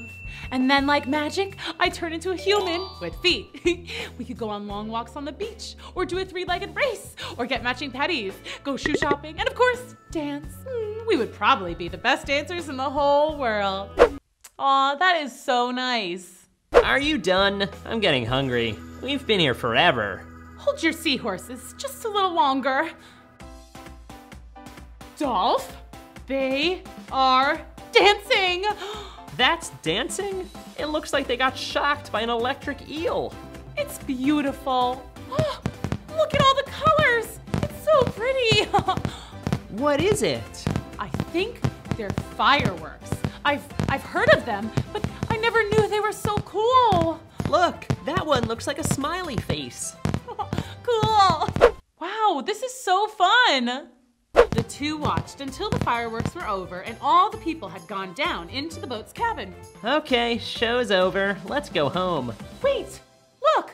Starlight, star bright, first star I see tonight. I wish I may, I wish I might, have the wish I wish tonight. Didn't he already make a wish on his birthday candles? Dolph, be quiet. I wish I didn't have to get married. At least, not to any of the princesses around here. I just want to meet someone who gets me. I get you. Someone who likes the things I like. Someone I can talk to. Someone down to earth who likes to take long walks and dance. I'm here. It's me. Be mine. Huh? Whoa!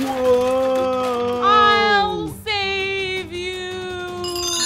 What do you think is gonna happen next?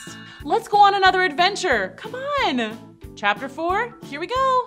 Wiggle, snap, story time. We have to save the prince. I'm on it. We'll never be able to get him back on the ship. Let's carry him to shore. Got him. Who are you? I'm the one you wished for. Uh-oh, here comes a human. We have to go. But... No buts. Let's go. Goodbye, my prince. I'll come back for you. I promise. That prince is so handsome. Sir, are you okay? Where is she? Where's my princess? You fell overboard. You must have hit your head. No, she was here. She saved me. Whatever you say, sir. Back at the Sea Palace, the Little Mermaid told her sisters all about her adventure with the prince. No way. I don't believe you. It's true, I saved him. Well, Dolph helped. But he looked right into my eyes. And you know what? It's true love. I just know it. Give it up. You're a mermaid. He's a human. Never gonna happen. Yeah, go to sleep. That's a good idea, because then I can dream of my prince all night. And she did. The Little Mermaid dreamt of her prince, but something was off. Ah! Oh no, that's not right.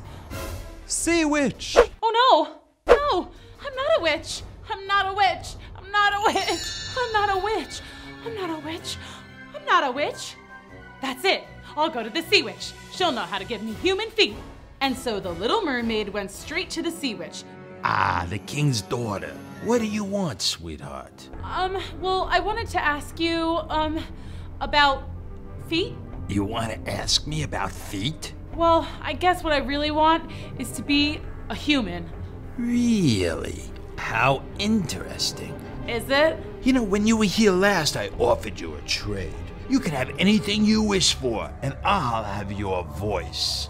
Can't you do some witch magic? Like, how about I just pay you, and then you turn me into a human, and then you can work up some other spell for a nice voice. So, not that your voice isn't already nice. Oh, I love your voice.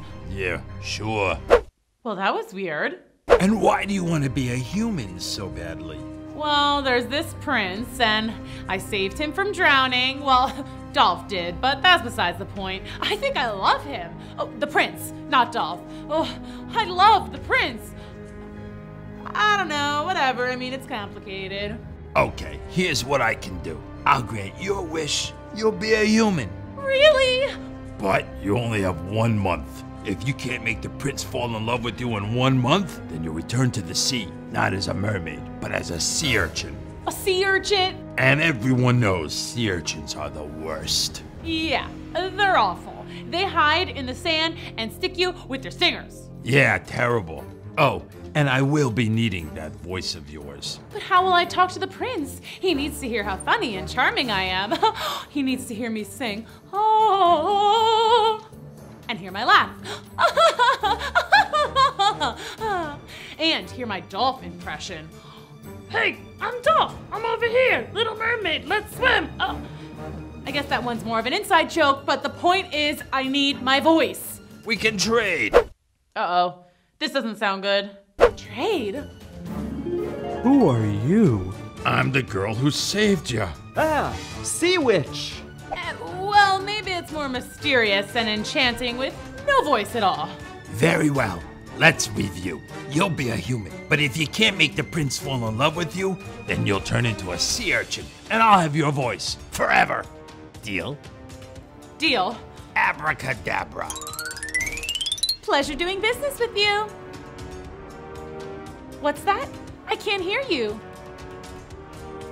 Oh, your feet? Just swim towards the land. When you emerge from the water, you will have your very own feet. Oh! The Little Mermaid swam towards the shore faster than she'd ever swum before. She was so excited. But then she started to think about everything that was at stake. What if she and the prince didn't get along? Oh no, she hadn't thought of that. What if the plan backfires and she gets turned into a sea urchin, never to see Dolph and her family ever again? But the Little Mermaid soon forgot her worries because she had arrived at the beach.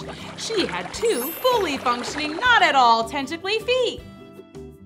Ow, ow, ow, owie, ow, ow, ow. Sea urchin. Told you they were the worst. But at least I have my very own feet. Let the dancing begin. Well, as soon as my foot stops stinging, darn urchins. What do you think is gonna happen next? Let's go on another adventure. Come on. Chapter 5, here we go. Wiggle, snap, story time. Okay, first order of business, shoes. I know all about shoes because of the fairy tales I've read. Maybe I can get some glass slippers like Cinderella. These are perfect. May I help you? Oh, I forgot about the whole no talking thing. Darn Sea Witch and her weird spells. Don't worry, kids. I can still talk to you guys, but just no one in the story can hear me. Ooh, that makes sense. You want to buy these shoes? Those are a kid size 6. Let's find something in your size.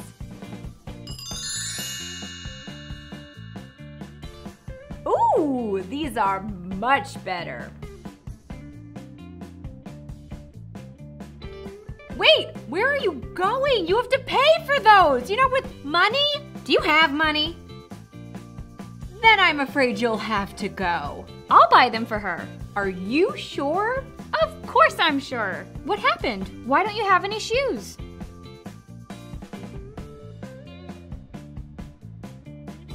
I think she's saying she fell off the boat. You poor thing. Can you not speak at all? You must have hit your head or something when you fell overboard. I'll take care of you. But Princess Lily, she looks like a common ragamuffin to me. You are very rude. And you are coming with me. You'll live in the palace until you're better. Oh, that is so nice. Awesome. If she's the princess, then she must be related to the prince. Oh. Princess Lily was so nice. She took me to get new clothes. And then it was time to go to the palace. Oh man, was it nice. Don't get me wrong, I love the Sea Palace, but this place was amazing. For example, they had this thing called an elevator. It's like magic.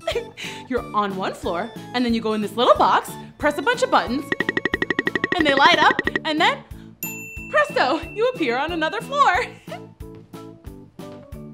After I got tired riding the elevator, the princess and I chilled out by the pool, where I tried to impress her with my water skills. Turns out it's a lot harder without a tail. That was so funny. Still, it was fun. Could it really be this easy? First day as a human, I'm already best buds with the princess. And it was only getting better because it was almost dinner time, and that meant I would meet the prince. I was so nervous. Surely the prince would recognize me and it would be love at first sight, or second sight, whatever. But when we went to dinner, it was like he'd never seen me before in his life. Bummer. The princess explained to everyone that she had found me wandering around the town with no shoes, hungry and lost after I'd fallen off a ship passing in the night. She was wrong, obviously, but works for me. Hey, I fell off a ship yesterday too. Small world. Yeah, he fell overboard at his birthday party. He thinks a mermaid saved him. It's true. I can't remember her face, but I'm positive I saw her. How are they ever gonna get out of this one? Mermaids aren't real, Jeff. They're just pretend, Jeff. Where does your family live, dear? Mom, I told you, she can't talk. Can she write? Oh, I didn't think of that. Great idea. Uh-oh, what would I tell them? Obviously not the truth. They just said they don't believe in mermaids. I know. Well, what does it say? It's all just nonsensical gibberish, sir. She must have bumped her head and forgotten how to write. I'll call the doctor tomorrow. For now, dinner is served. Ah! I guess she doesn't like fish? She might just be full. She ate a lot of ice cream earlier. Dear Prince Jeff, you're right. Mermaids are real. I know because I am one, and I'm the one who saved you. You may be wondering, why does she have feet if she's a mermaid? Well, I went to the sea witch who cast a spell on me, giving me feet so I could meet you. And that's also why I can't talk. See, she made me trade my voice for the feet. I don't really know why. Witches' curses are usually pretty weird. Anyway, I like you. Do you like me? Circle one. Yes, no, or maybe. Yours truly. Gasp! It's a message from the Sea Witch. What do you think is gonna happen next? Let's go on another adventure. Come on. Chapter 6. Here we go. Wiggle, snap, story time. Not a word. No cheating. That's all it said. But what could it mean? Oh no. Did it mean I couldn't write to the prince either? No fair. This was gonna be harder than I thought. The next day, the doctor came in to check on me. Uh-huh. Stick out your tongue and say, ah. Oh, right. So you can't say a word, huh? And you don't remember anything? This is clearly a case of head bump-induced non-rememberiness. I recommend lots of rest and ice cream. Ooh, this is so exciting.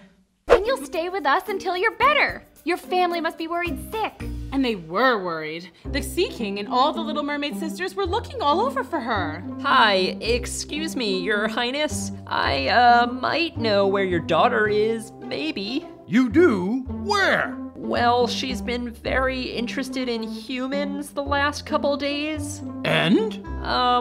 Speak, Dolphin, speak! I think maybe she found a way to go on land, Your Majesty, sir. But there's no way she could get onto land. Unless... La la la la la la la la la la la. Zitty dee dee dee dee dee. Doo doo bop bop bop. Yes, who is it? Uh-oh. Where's my daughter? Who? My daughter! Oh, right, her. She's up there with the humans. She thinks she's in love.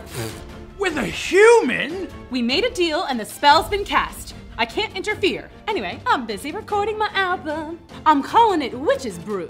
It's jazz. That was hilarious. You have until tonight to bring her home or else. The Sea King was so angry that he threw the Sea Witch in jail. You're making a huge mistake. Then he sent a message to his daughter. Huh? This time it was from my dad, not the stinky Sea Witch with another rule. My dearest daughter, you must come home at once. You do not know the dangers of humans. I've sent my finest trained seal to escort you home. Love, Dad. I missed my dad, but I couldn't leave yet. Things were going really well on land. Plus, there's the whole curse thing. I tried to show the seal that I was safe and he could let my family know that I was doing just fine. But I'm not sure he understood. So like I said, things were going really well with the prince and princess. They taught me all kinds of stuff about the human world. Of course, they thought they were just helping me remember, you know, because I fell off a ship and bumped my head. But the best thing I learned was how to dance. That is amazing! The royal ball is coming up and you have to go. It's so much fun! Oh, ignore him. He still misses his imaginary mermaid girlfriend. Hey Jeff, maybe you can invite the mermaid to the ball. You're very good at line dancing. Save a dance for me at the ball? Awesome. He likes me. Well, he doesn't exactly know that it's me he likes, but we're gonna dance at the ball. That's something. Jeff, you know that Daddy is going to make you dance with Princess Esmeralda all night? That's who Jeff is supposed to marry. They've been promised to each other for years. Wait, what? But that's not how this is supposed to go. What do you think is gonna happen next? Let's go on another adventure. Come on. Chapter 7, here we go. Wiggle, snap, story time. The Little Mermaid was very upset. I mean, wouldn't you be if you thought you might turn into a sea urchin? You remember the deal with the sea witch. Well, let me remind you. Flashback time. Let's review. You'll be a human, but if you can't make the prince fall in love with you, then you'll turn into a sea urchin, and I'll have your voice forever. Deal? Deal. How was I supposed to know that Prince Jeff was already getting hitched? What am I gonna do? What would you do if you were there?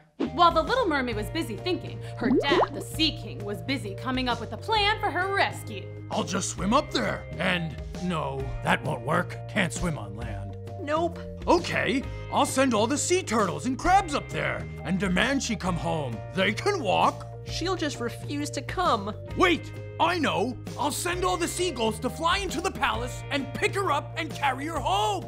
But didn't the sea witch say she has to stay or else she'll turn into a sea urchin? Right, the sea witch. I'll just make a new deal with the sea witch. No, never negotiate with witches. But off they went to make a deal with the evil sea witch. Back on land, the Little Mermaid had come up with a very good plan. Okay, this is such a good idea, you guys. I'll just act like a mermaid, then the prince will totally recognize me. Then he'll want to marry me and not this Princess Esmeralda. So obvious. OMG, I love it. The Little Mermaid was sure this plan would work, and soon she and Prince Jeff would be in true L-O-V-E. That spells love, by the way. Meanwhile, I told you the spell has been cast. Nothing I can do. What if you could have my palace? Say what now? You send me to land as a human. And if I can't get my daughter back, you win. You get my kingdom. Now that's interesting. Wait, Your Majesty, the mermaid really, really, really likes the prince. What if she doesn't want to come back with you? Well, you'll have to help me convince her. Me? And what happens to us if we fail? If you fail, you turn into a jellyfish, and I will have everything. And if we succeed? You won't. That is so not cool. But if you do, I'll swim away to another ocean and never set a tentacle in your kingdom again. What's the catch? The catch is you can't tell her why you're there. The only choice is to make her fall out of love with the prince. Do we have a deal? Okay, let's review the pros and cons here. It's a deal. Oy vey. It's finally time for the royal ball. Okay, just act like a mermaid. But it turned out that acting like a mermaid was a lot harder than she expected. Apart from her doing swimming dance moves, she was at a total loss. Here ye, please make way for the lovely Princess Esmeralda. Whoa, we have legs. This is cool. I don't like it. These are feet. They're totally weird. They're not so bad. Look, I can jump. Oh, that's kind of neat. Okay, enough nonsense. Let's go find my daughter. Meanwhile, back at the ball, the Little Mermaid had gotten a chance to meet Esmeralda and... Guys, Princess Esmeralda was totally cool. She was funny and pretty and smart and totally a good dancer. She even did this really funny trick where she pretended to find a coin behind my ear. I'm telling you, she was the best. Surely Prince Jeff must be totally head over heels in love with her. But Jeff just stared out at sea, looking for his mermaid. That is so sad. Oh yeah, my plan. He just needs to see me in my natural habitat.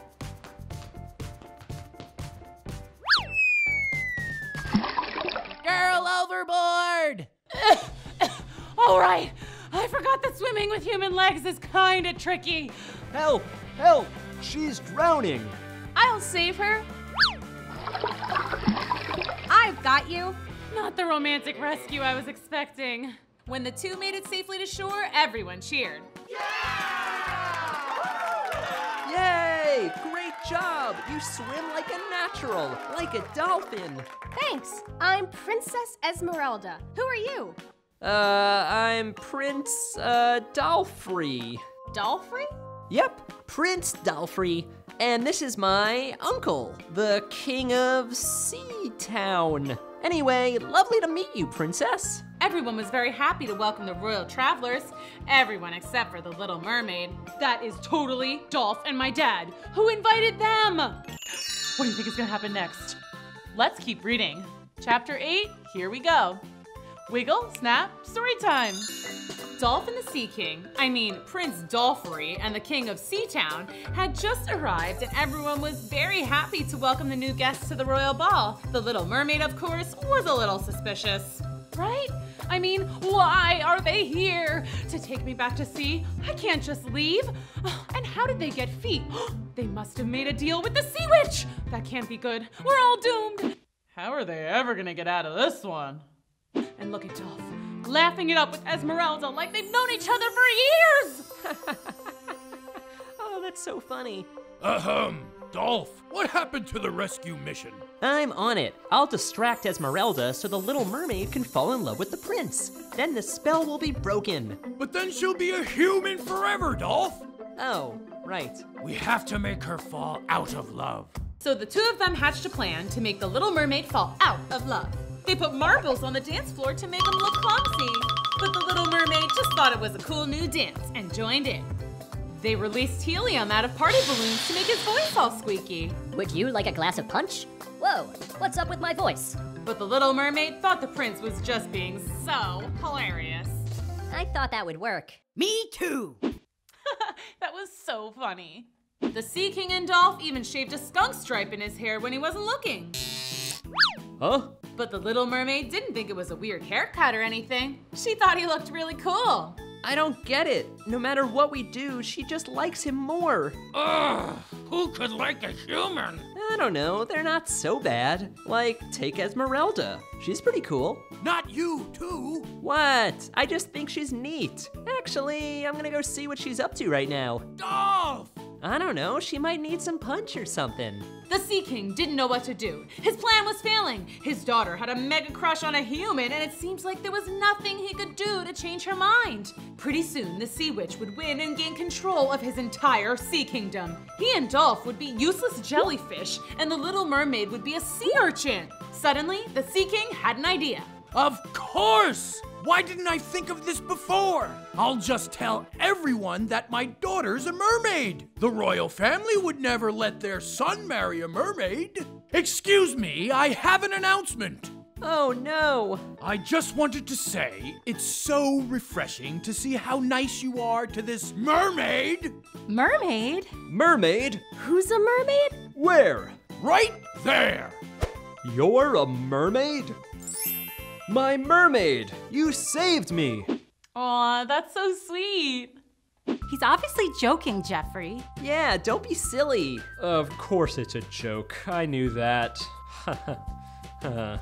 No, it's true. She's a mermaid, and the Sea Witch gave her feet. The Sea Witch? This guy's hilarious. I mean... Right? Who ever heard of a Sea Witch? Oh no! What's going on? Long story. What do you think is gonna happen next? Let's go on another adventure. Come on. Chapter 9, here we go. Wiggle, snap, story time. The Sea Witch had just crashed the party, and it was awkward. So, anyone know any good jokes? I know one. How did the sea urchin cross the road? How? It didn't. I don't get it. It's an inside joke. Oh, now I get it. Time's almost up, by the way. Uh-oh. I had to get the prince to declare his love for me, and fast. If that didn't happen soon, then I'd be a sea urchin forever. What's the matter, dear? Cheer up. It's a party, right, Prince Jeff? Wait a second. Your voice. You sound so familiar. Darling, don't you remember me? I rescued you. But you're not a mermaid. No, sweetie, I'm not, but you fell in love with me, remember? I remember now. And you said we were to be married, remember that? That's right. Excellent. Let's all just forget about all that silly nonsense about mermaids and sea witches, okay? Okay. Great! All right, who's ready for a royal wedding? Cool. Sounds great. Mazel tov. Oh no! Everyone was hypnotized by the evil sea witch's spell. What? No! That can't be. Well, everyone except for me, Dolph, and my dad. I guess this spell only worked on real humans. I don't even know how evil magic works. Okay, quick rundown on why this is very, very bad. If Prince Jeff marries her, then the mermaid turns into a voiceless sea urchin. And we turn into jellyfish, I think. All these curses and spells are starting to get confusing. Then the Sea Witch will take over the entire Sea Kingdom. And she'll be royalty here on land if she marries the prince. She could take over the whole world. We gotta stop this. Yeah. And now the part where we come up with a plan. Operation Defeat the Evil Sea Witch, Part 1. He may have had human legs, but my dad was still the almighty Sea King, and that meant he could summon an army of the toughest sea creatures to help us. Is this thing on? What's up, Your Majesty? I need you to gather all your friends. It's time to battle. Ooh, this is so exciting!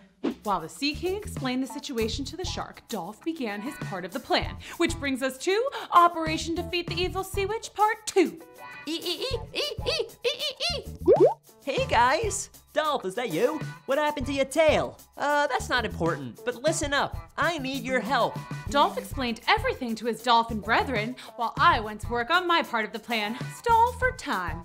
The Sea Witch had put everyone to work while she was just lounging around in a deck chair, sipping on a pineapple drink and barking orders. I don't want crab, I want lobster. You call these flowers, try again. More shiny thingies, more ruffly stuff, more everything. Jeez, what a bridezilla. That is so not cool. We're almost finished with this dress. Oh no, we have to start all over. Oops. Wedding today, 3 p.m. Now to find Prince Jeff. I'm so excited to marry my true love. Poor guy, he doesn't know what he's saying. Hey, let me out. I have to get married to my lovely bride. Okay, I hope Dolph and my dad are ready. What do you think you're doing, you urchin? Oh no, I hope they'll be okay. Let's keep reading. Chapter 10, here we go. Wiggle, snap, story time. I've decided I can't wait to marry the prince. He's just so dreamy. Out of my way, shrimp. Wow, that is so mean. She looks mad. My darling, let's go get married. Okay, my love. Things are getting a little too real. Where's Dolph and my dad? They're here! Whoa! Whoa! Let's go! Start the wedding! We're gathered today, whoa, to join this, whoa. Skip to the end. Do you, wait, what's your name? Whatever, it doesn't matter. Keep going. Do you, whatever, it doesn't matter, keep going, take this man, Prince Jeff, to be? I do. Prince Jeff, do you? Whoa, whoa, whoa, whoa! Don't worry, we got this. You're doing this. I was gonna play fair, but I changed my mind. Ah! Watch out! You'll have to go through me first. No problem.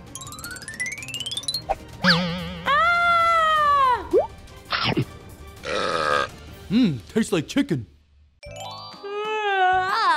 What happened? The evil sea witch's spell is broken. Hey, that guy has a tail. Uh-oh. What's going on? Really long story. Hey, talking dolphin. I should go. And look, she's a mermaid. Uh-oh. Wait a minute, it's you! It is. You can talk, I can. and you're a real mermaid. Yeah. Very cool.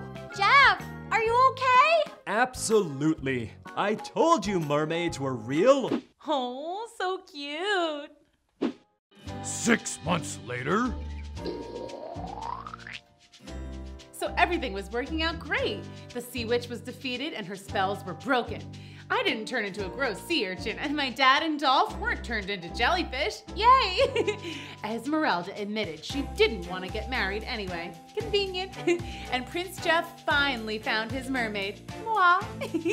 And best of all, after lots of begging and explaining, my dad and Prince Jeff's parents agreed that it would be okay if he and I went on a real date. So far, so good. And by the way, milkshakes are delicious. Hey, want to hear me sing? Of course.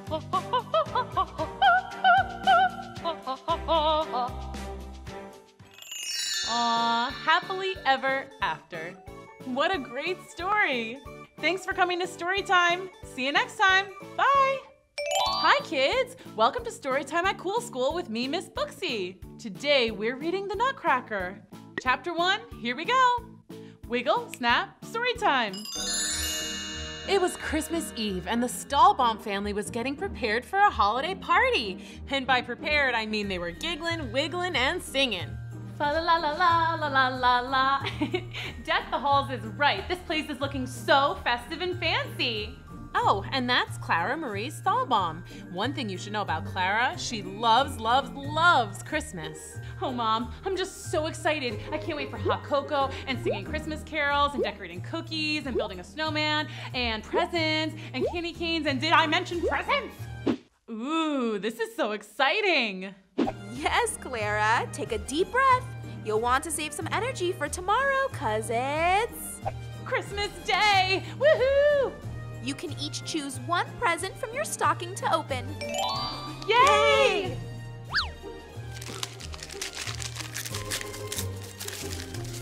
Oh my gosh.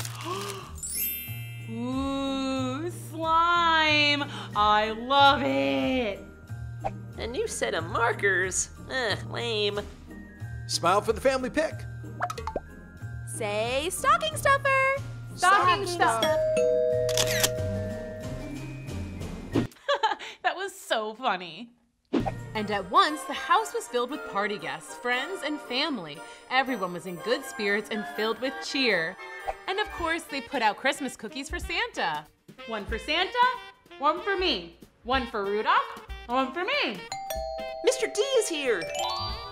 Whoa, guys, Mr. D, that's what we all call him, is the town magician and toy maker, which means I know he brought gifts for everyone.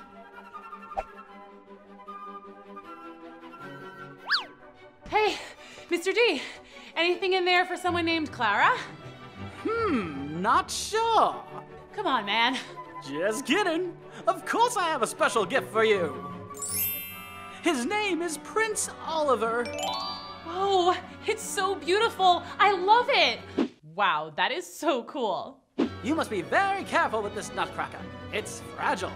You bet. So Clara showed her new toy all the cool things about Christmas parties. Even though Clara was being very careful, her not-so-careful brother Fritz was roughhousing by all the new toys. Come over here, throw! No!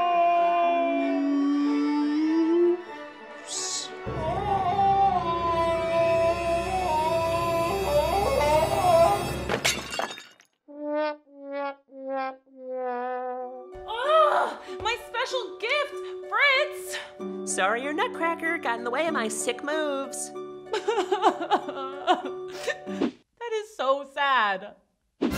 Oh, Fritz, go to your room. Fine. I'm sorry, Clara. Let's put your nutcracker over here for tonight. Dad and I will try to fix it in the morning. Okay. Be brave, Clara. Come on, be brave. I'm totally fine. Not sad at all. I just need to excuse myself to my room. Maybe forever. Okay, bye. That night, long after everyone had drifted off into a Christmas Eve slumber, Clara wanted to check on her beloved nutcracker. But she was not prepared for what was going to come next. It's so dark. Let me just flip this switch right here.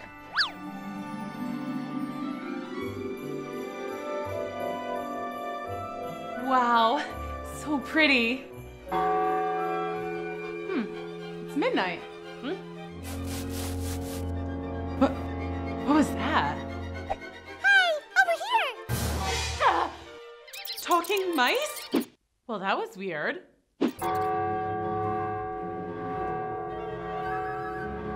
OMG, what's happening in here?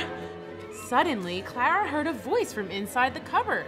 Hello? Hello? What? Wait, did you guys hear that? Where's that coming from? I'm in here! Let me out! It sounds like a man.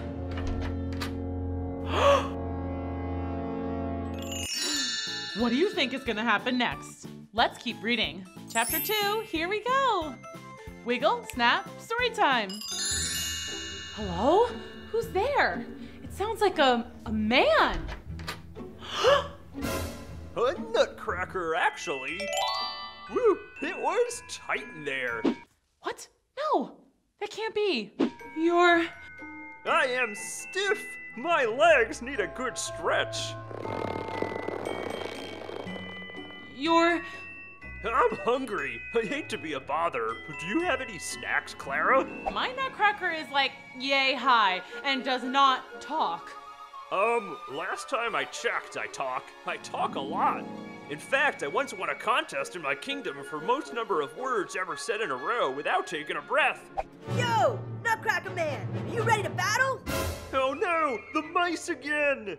I'm so confused. You better be careful and take shield, my princess. Princess? I'm just a kid. Shh, they'll hear us. Who? Us! Whoa. Watch out! Whoa! Oh my! These mice. Double ow. Hold on, I gotta call my guys. Hey dudes, what's up?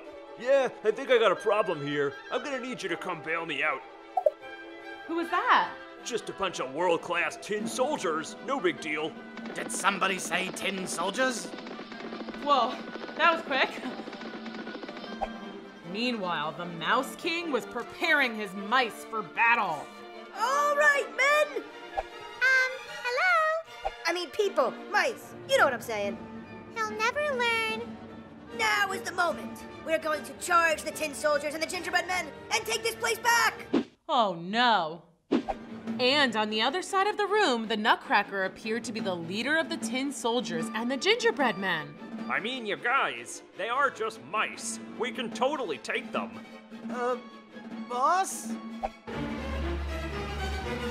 Oop. Don't worry, guys. We got this. I'll show you how it's done. Ooh, yummy! Nom, nom, nom, nom, nom. Gotta hit him with the element of surprise. Oh, sorry. Come on, there's plenty of cheese to go around.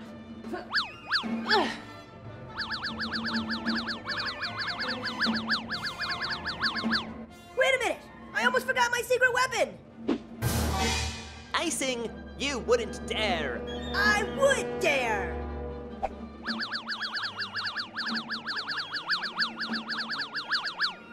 Ah, the icing is making my joints stick.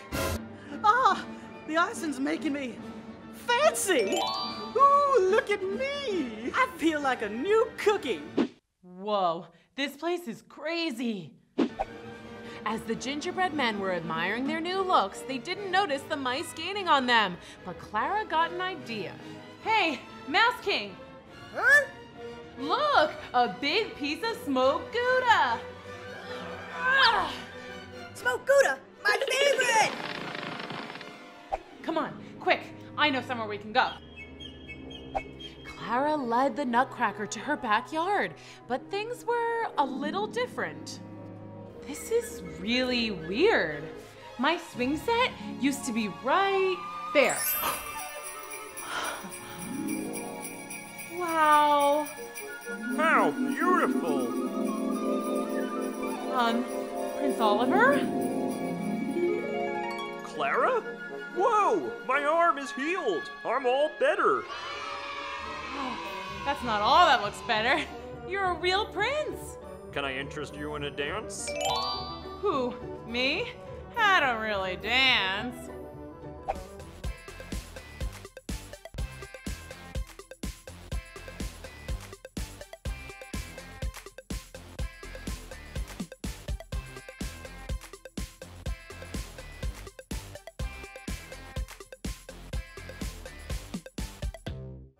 But, okay, just this once. M'lady? Wow, I thought you said you don't dance. You're so graceful. Who, me? Oh, that's, Yeah? I just can't seem to find the words for it. That was hilarious. But then suddenly, all the magical snowflakes seemed to be beckoning Clara and Prince Oliver in a different direction. I have a familiar feeling. I think I know where they want us to go. Really? Yes, that way! To be continued. Let's keep reading. Chapter 3, here we go. Wiggle, snap, story time. I think they want us to go that way. They're so beautiful. Do you know them? Do I know them? I mean, do I know them? Do I know them? Yeah. No, I've never seen them before in my life. Okay. Well, that was weird. Anyway, follow me, Clara. Oh, look at that! 2 turtle doves. How sweet. Prince Oliver, look at that pond. 7 swans are swimming. And over there, in that nest, 3 French hens. What even makes them French? Do they like croissants, brioche, boeuf bourguignon? While they were discussing this cultural puzzle, Prince Oliver and Clara were startled by 12 drummers drumming. I don't know, but I've been told Prince Oliver's arm is as good as gold. It is! My arm is as good as gold, all fixed. Sound off, 1, 2, sound off, 3, 4. I know these people. They're from my kingdom. Hello, Your Highness. It's been a long time. The magical snowflakes told us where to find you and to bring you home. You can take us there? Of course. Yay! Clara, I can't wait to show you everything. You're gonna love it. Ooh, this is so exciting. Well, I just need a little break. Oh, one thing I didn't tell you. I'm from a place called the Land of Sweets. Break over. Let's go. When Prince Oliver and Clara arrived at the Land of Sweets, they were greeted with the sound of trumpets. Wow, I feel so royal. Come on, I have to show you my throne. You have a throne? Yeah, of course. Where did you think I do all my princely things? This place is amazing. It is, and my throne is right over here. Oh, hello. What's going on here? Who are you? I'm the Sugar Plum Fairy, and I came to the Land of Sweets to help your kingdom and to keep your seat warm while you were away. Aw, that is so nice. Aw, thank you. Well, I'm back now, so... Oh, right. Don't mind me. Oof. Yeah, this feels right. Prince Oliver! Well, now that I have your attention, I have to tell you the most magical story. The prince told the kingdom all about how there was an epic battle with the mice, and how cheese and icing were being thrown around, and how Clara basically saved his life by distracting the Mouse King long enough for them to escape. So, she's pretty much my hero. Yay! Clara! Clara! Clara! Aw, you guys. You know, we usually celebrate this kind of thing with a dance. Who, me? I don't usually dance. Here we go again. That was hilarious. But okay. While everyone was dancing, Prince Oliver and the Sugar Plum Fairy looked like they were having a secret meeting. I really think we should have a big celebration in honor of your friend Clara. I like the way you think. A celebration of sweets. From around the world. Sweet!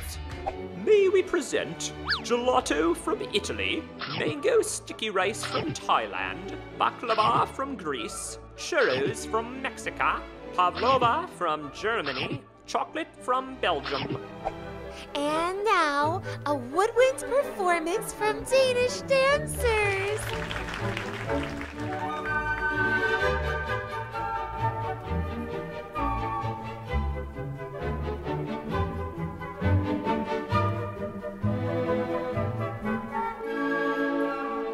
So, what do you think, Clara? I think this whole place is delicious and so festive. Have I told you Christmas is my favorite? Whoa!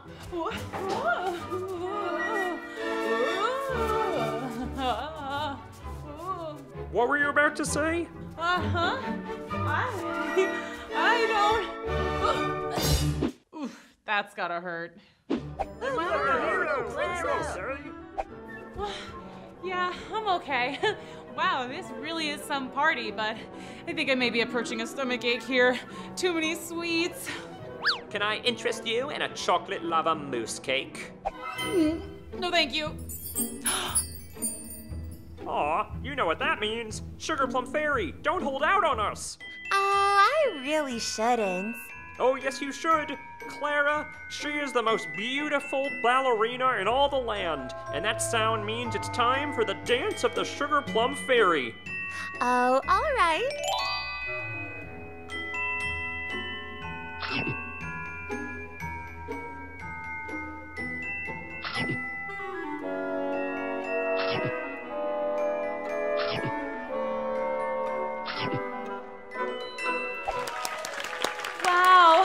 Really great. I mean, it was so special. You should think about going on Broadway. I'll bet you... I didn't even know we had a doorbell here.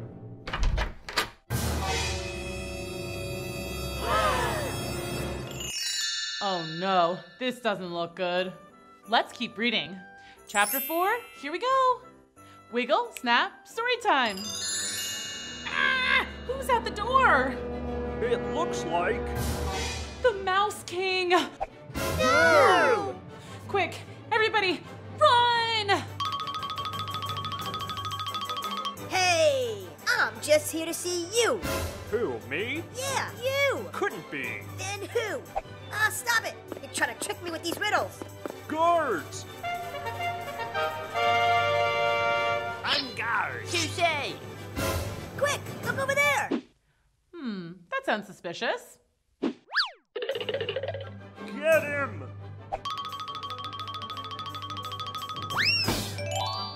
Come on, Mouse King. What do you have to say for yourself now?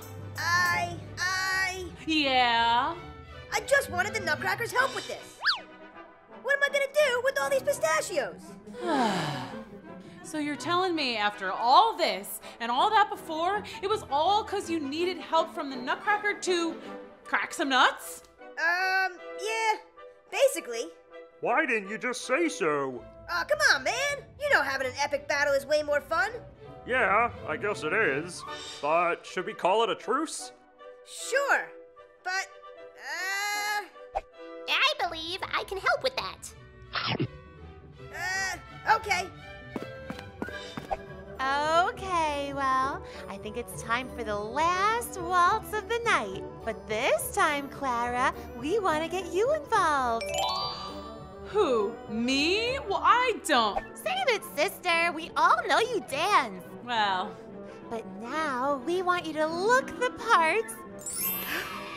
Wow, this is beautiful. That looks so beautiful. Hit it, DJ.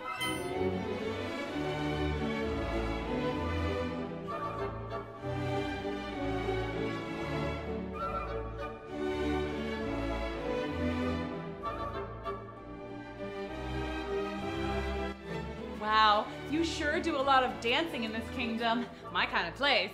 I told you you'd love it here. It's about time for me to make my final adieu. Thank you so much for holding down the fort for me while I was gone. Anytime, Prince Oliver. May all your dreams come true. I have a magical feeling they will. Nice ride. I'm off. On to my next adventure. Merry Christmas. Well, I guess I should get going too. Aw, I was hoping you'd stay. You mean I could stay and have all the treats that I want and get to hang out with the prince? Sure. Clara.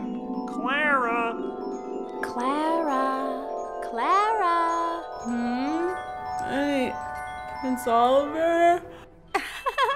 Who? What? No, that can't be it. Where? Am I still in the land of sweets? Well, it looks like a land of sweets downstairs. Christmas breakfast is ready, complete with chocolate chip pancakes and fruit parfaits. I'm up. Clara went downstairs and Christmas morning was in full effect. Good morning, Clara. Here, open your gift. Wow, a unicorn doll. I love it. Thanks. Who wants hot cocoa? A treat before breakfast? Yes, please. Oh, it's so early. I wonder who that is. Merry Christmas. Good morning. A package from Miss Clara Marie Stahlbaum? That's me. Thank you. No problem, princess. You look so familiar. Yeah, I get that a lot. I just have one of those faces. Wait, I want to get you something. Here you go. Oh, I usually don't make a habit of eating my friends. What? It's just a cookie. That's what you think. Oh, now I get it. Okay. Well, enjoy your gift. Thanks, you too. I mean, you know what I mean. Oh, I just love unexpected gifts. My nutcracker! He's just like new. His broken arm is fixed? But who fixed it? The note says, Christmas is fun and so are you. I fixed your special gift with some glue. But who is it from? You're welcome. Well, it's a Christmas miracle. Yes, indeed. This really is my favorite day of the year. Aw, happy ending. What a great story. Thanks for coming to Storytime. See you next time. Bye. Hi kids, I'm Miss Booksy and this is Storytime. The Underwater Ball. Chapter 1, here we go. Wiggle, snap, Storytime. Once upon a very good time, Cinderella was hanging out on the beach with one of her princess besties, the Little Mermaid. Oh, I just love Paradise Beach. Have you ever seen water so blue or sand so glittery and soft? The water is always the perfect temperature. Not too warm, not too cold. To quote my girl Goldilocks, it's just right. And the sand is perfect for royal sandcastle building. Look! Wow, that looks just like your palace. Watch this. Wow, that is so cool. Whoa! I had a little help. Nothing wrong with a little magic, honey. Oh look, a rainbow! Wow, and a dolphin, yay! Oh hey, it's Dolph. Hey guys, watch this. Woohoo! I'm gonna do that at the underwater ball. Probably gonna get first place in the dance contest. Underwater ball? I guess my invitation got lost in the mail. What? OMG whiz! Of course you're invited. How would I not invite my bestie? Cindy, it's going to be the best ball you ever went to, and I know that's like your thing. Looks like everyone was enjoying themselves on Paradise Beach, but on another shore nearby. Recognize them? Cinderella's old stepsisters and stepmother, Unga and Gritzel, hadn't been up to much good since their old days of being mean to Cinderella. Oh, and look! That's the Sea Witch. She was back at it and just being a nasty old crumb, casting wicked spells and turning people into sea urchins. Oy, what a gang. Oh, that's so not cool. Look at them, cavorting, clapping, having a good time. Ugh. Why can't we have a good time? We are having a good time. We're at the beach, aren't we? I wouldn't exactly call Misery Cove a beach. Yeah, the sea is full of jellyfish. That's not a jellyfish, that's a diaper. Exactly! All the garbage from the dump flows into the water. And there's no sand, just jagged rocks and slippery marbles. And it's always raining. It's awful. No one ever invites us to royal balls anymore. Where are we supposed to meet princes? I want to be a princess. These two are always whining. Can you turn them into urchins, please? You really want to go to that wretched underwater ball? Yes. I can get you in, but there's one catch. There's always a catch. Yeah, and the catch is, you must get me that wand. The fairy godmother's wand? Yes, I'm a powerful sea witch, but if I had the fairy godmother's wand, I'd have all the powers of the world, under the sea and on land. Uh-oh, this doesn't sound good. Uh-oh, she's starting to sound evil and scheming. Cue the maniacal laughter. Wait, one question. What? It's an underwater ball. We can't swim. That's easy. I'll just turn you into mermaids. Really? You can do that? Yeah, and you'll meet some handsome sea princes, too. Sound good? I'm in. Where do I sign up? You gotta go stand in the water.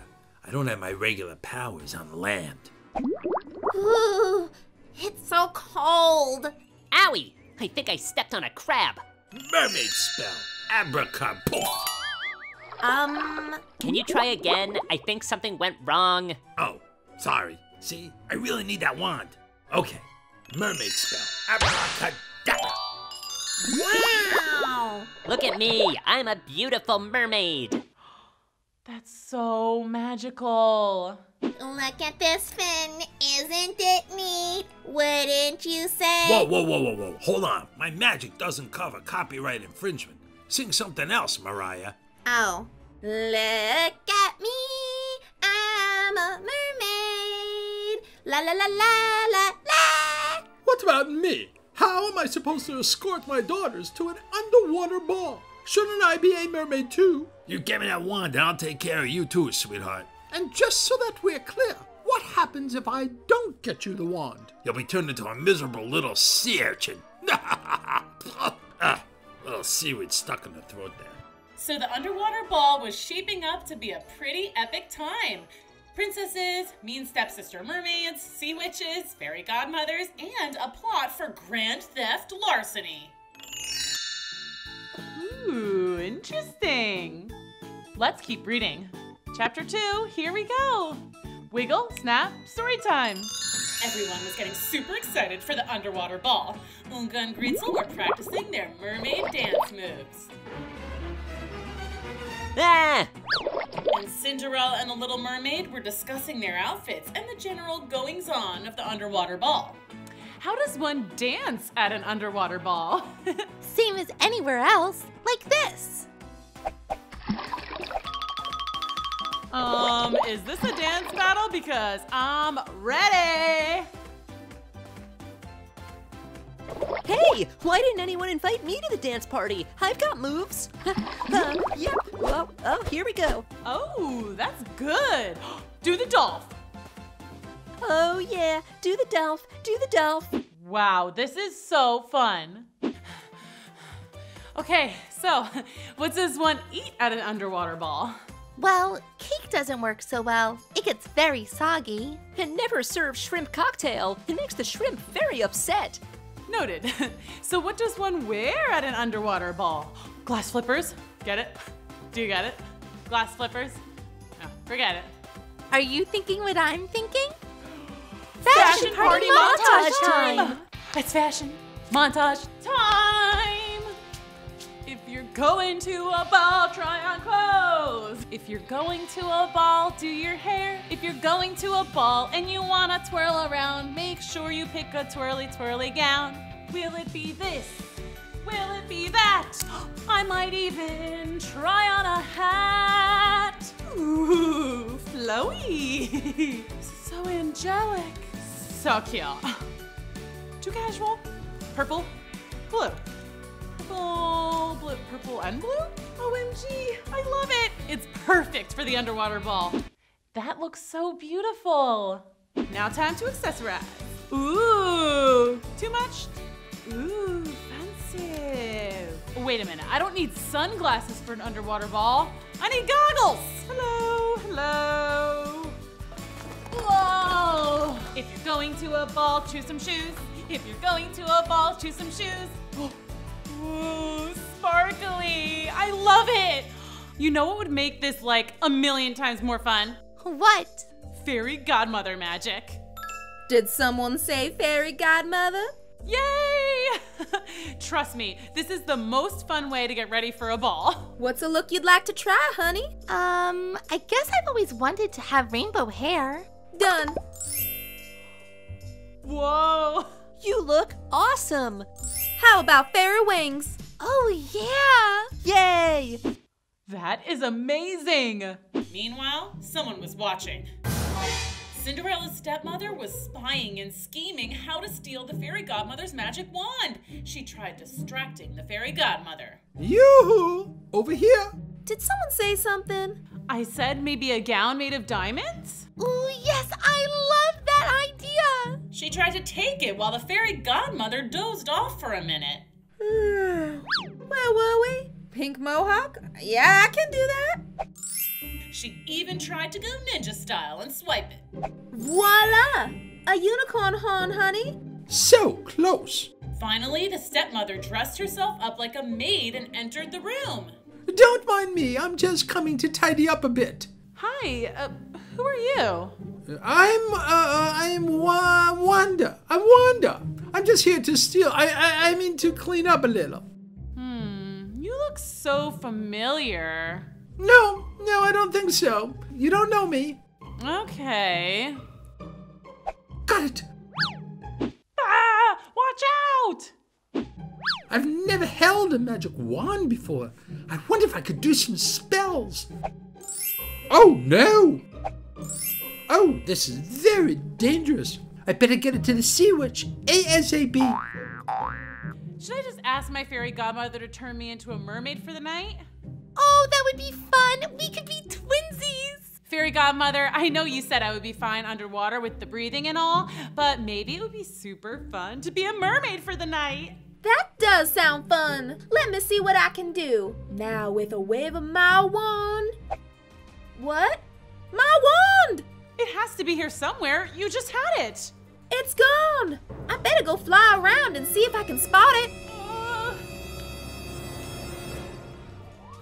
Oh, this is bad. This is very, very bad. If that wand gets into the wrong hands, we could be in very big trouble. Well, don't look at me. I don't even have hands. We have to find that wand. But it was too late. The wand had already gotten into the wrong hands, and she was ready to do some damage. Cue the maniacal laughter. Oh no, this doesn't look good. Let's keep reading. Chapter 3, here we go. Wiggle, snap, story time. It was finally time for the underwater ball. Everyone was so excited. Well, almost everyone. Cinderella's stepsisters, Unga and Gritzel, were certainly pumped. OMG, Gritzel, we've never looked better. We're like on fire. We're flaming hot like Cheetos. I can't wait to meet the Sea Princes. They're probably so handsome. And I bet they have amazing underwater palaces and like so much money. And Cinderella's stepmother was excited. She had given the Sea Witch her coveted fairy godmother wand, and now her daughters would be married off to distinguished sea princes. That would make her royalty too.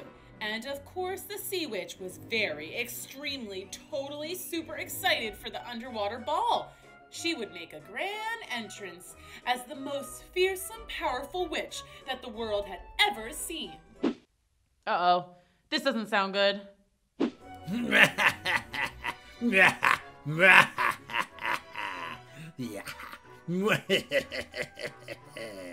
Yes, she was still cackling maniacally and was mad with power. She hadn't even gotten around to attempting any new magic yet. The Little Mermaid, Dolph, and Cinderella were excited, but also a little nervous. Now that the fairy godmother's wand was missing, there was a damper on everything. What if someone bad has it and they ruin the party? They could do much worse than ruin the party. What if they turn me into a porpoise? That's your biggest fear? Aren't porpoises basically the same as dolphins? Ha! They wish! That was so funny. Okay, well, anyway, I guess let's go and hope for the best. Yeah, as they say, keep calm and party on. The underwater ball was a smash. Everyone was there. Everyone except... Where is the Sea Witch? She's supposed to introduce us to our sea princes. Excuse me? Ew, what? Are you Unga? Yeah, who wants to know? I'm your date, Prince Puff Fish, but you can just call me Puff. The Sea Witch arranged for us to meet. Hold on one moment. Is this guy serious? He's a pufferfish. Ritzel? Ah! Jellyfish! I'm your date. I'm Prince Bob. Prince Blob? Prince Bob! Would you like to dance? Ugh, fine. Whatever, let's dance, I guess. That's so not cool. You're beautiful. Really? Yeah. You two are the most beautiful mermaids we've ever seen. And so graceful and kind and cool. Unga and Gritzel were not used to having anyone like them. They usually put their worst foot forward. Maybe now that they had fins, things were looking up. I kinda like these guys. Me too. They weren't the only ones having a good time. The Little Mermaids, Cinderella, and Dolph had almost forgotten about the whole fairy godmother wand fiasco. They were boogieing down when... Hear ye, please welcome the most powerful witch in the world.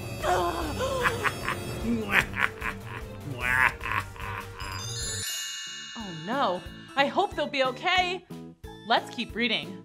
Chapter 4, here we go. Wiggle, snap, story time. That's right.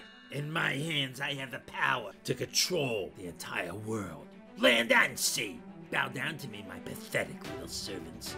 I am the queen of everything. Ah, this is scary. Oh no! This is the worst. I was the almighty wicked sea witch, and now I hold all earthly power. For I have the fairy godmother's magic wand. Here we go. I want a puppy! What? I want a puppy! Go away, you little urchin. I'm busy taking over the world. You're my fairy godmother. I want a puppy! Go away. What are you doing? Are you holding your breath?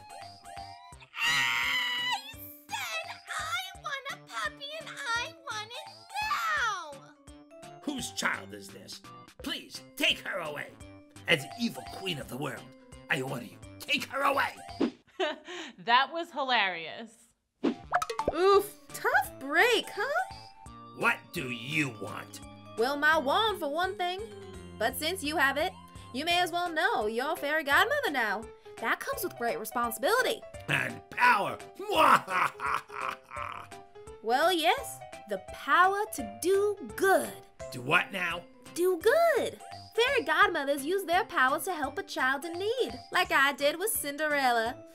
So this is your kid, I guess. She seems a little demanding, but I'm sure you'll be happy to make all her wishes come true.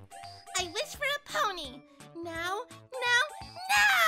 Wait, no. I want you to be my pony. Give me a ride, pony. Do I have to? Yes, I'm afraid so. Giddy up, horsey.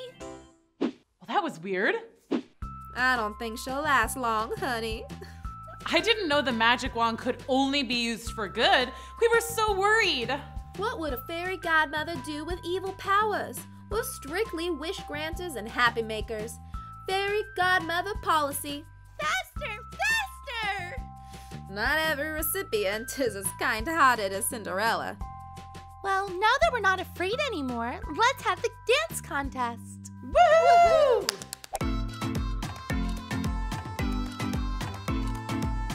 Oh, okay, Lunga.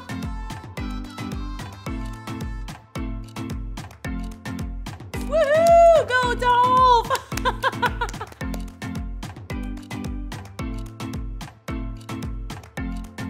Here's my girl, Little Mermaid. Oh, yeah.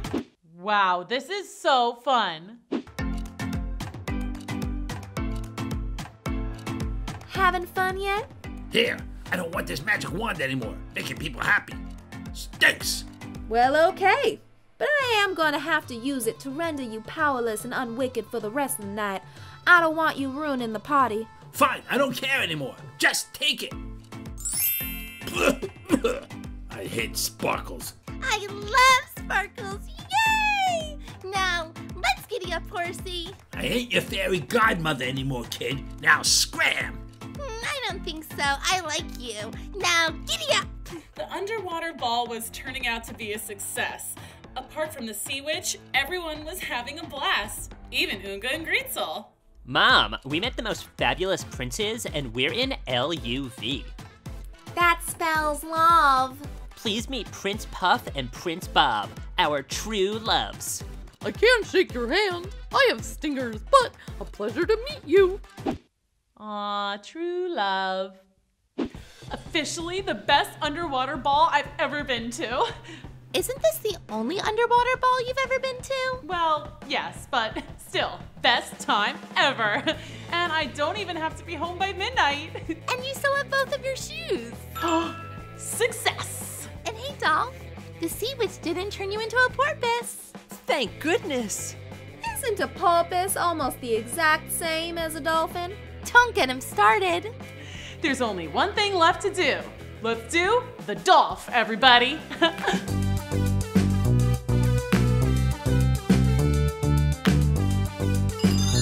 What a great story. Oh, I just love happy endings. Thanks for coming to Storytime. See you next time. Bye.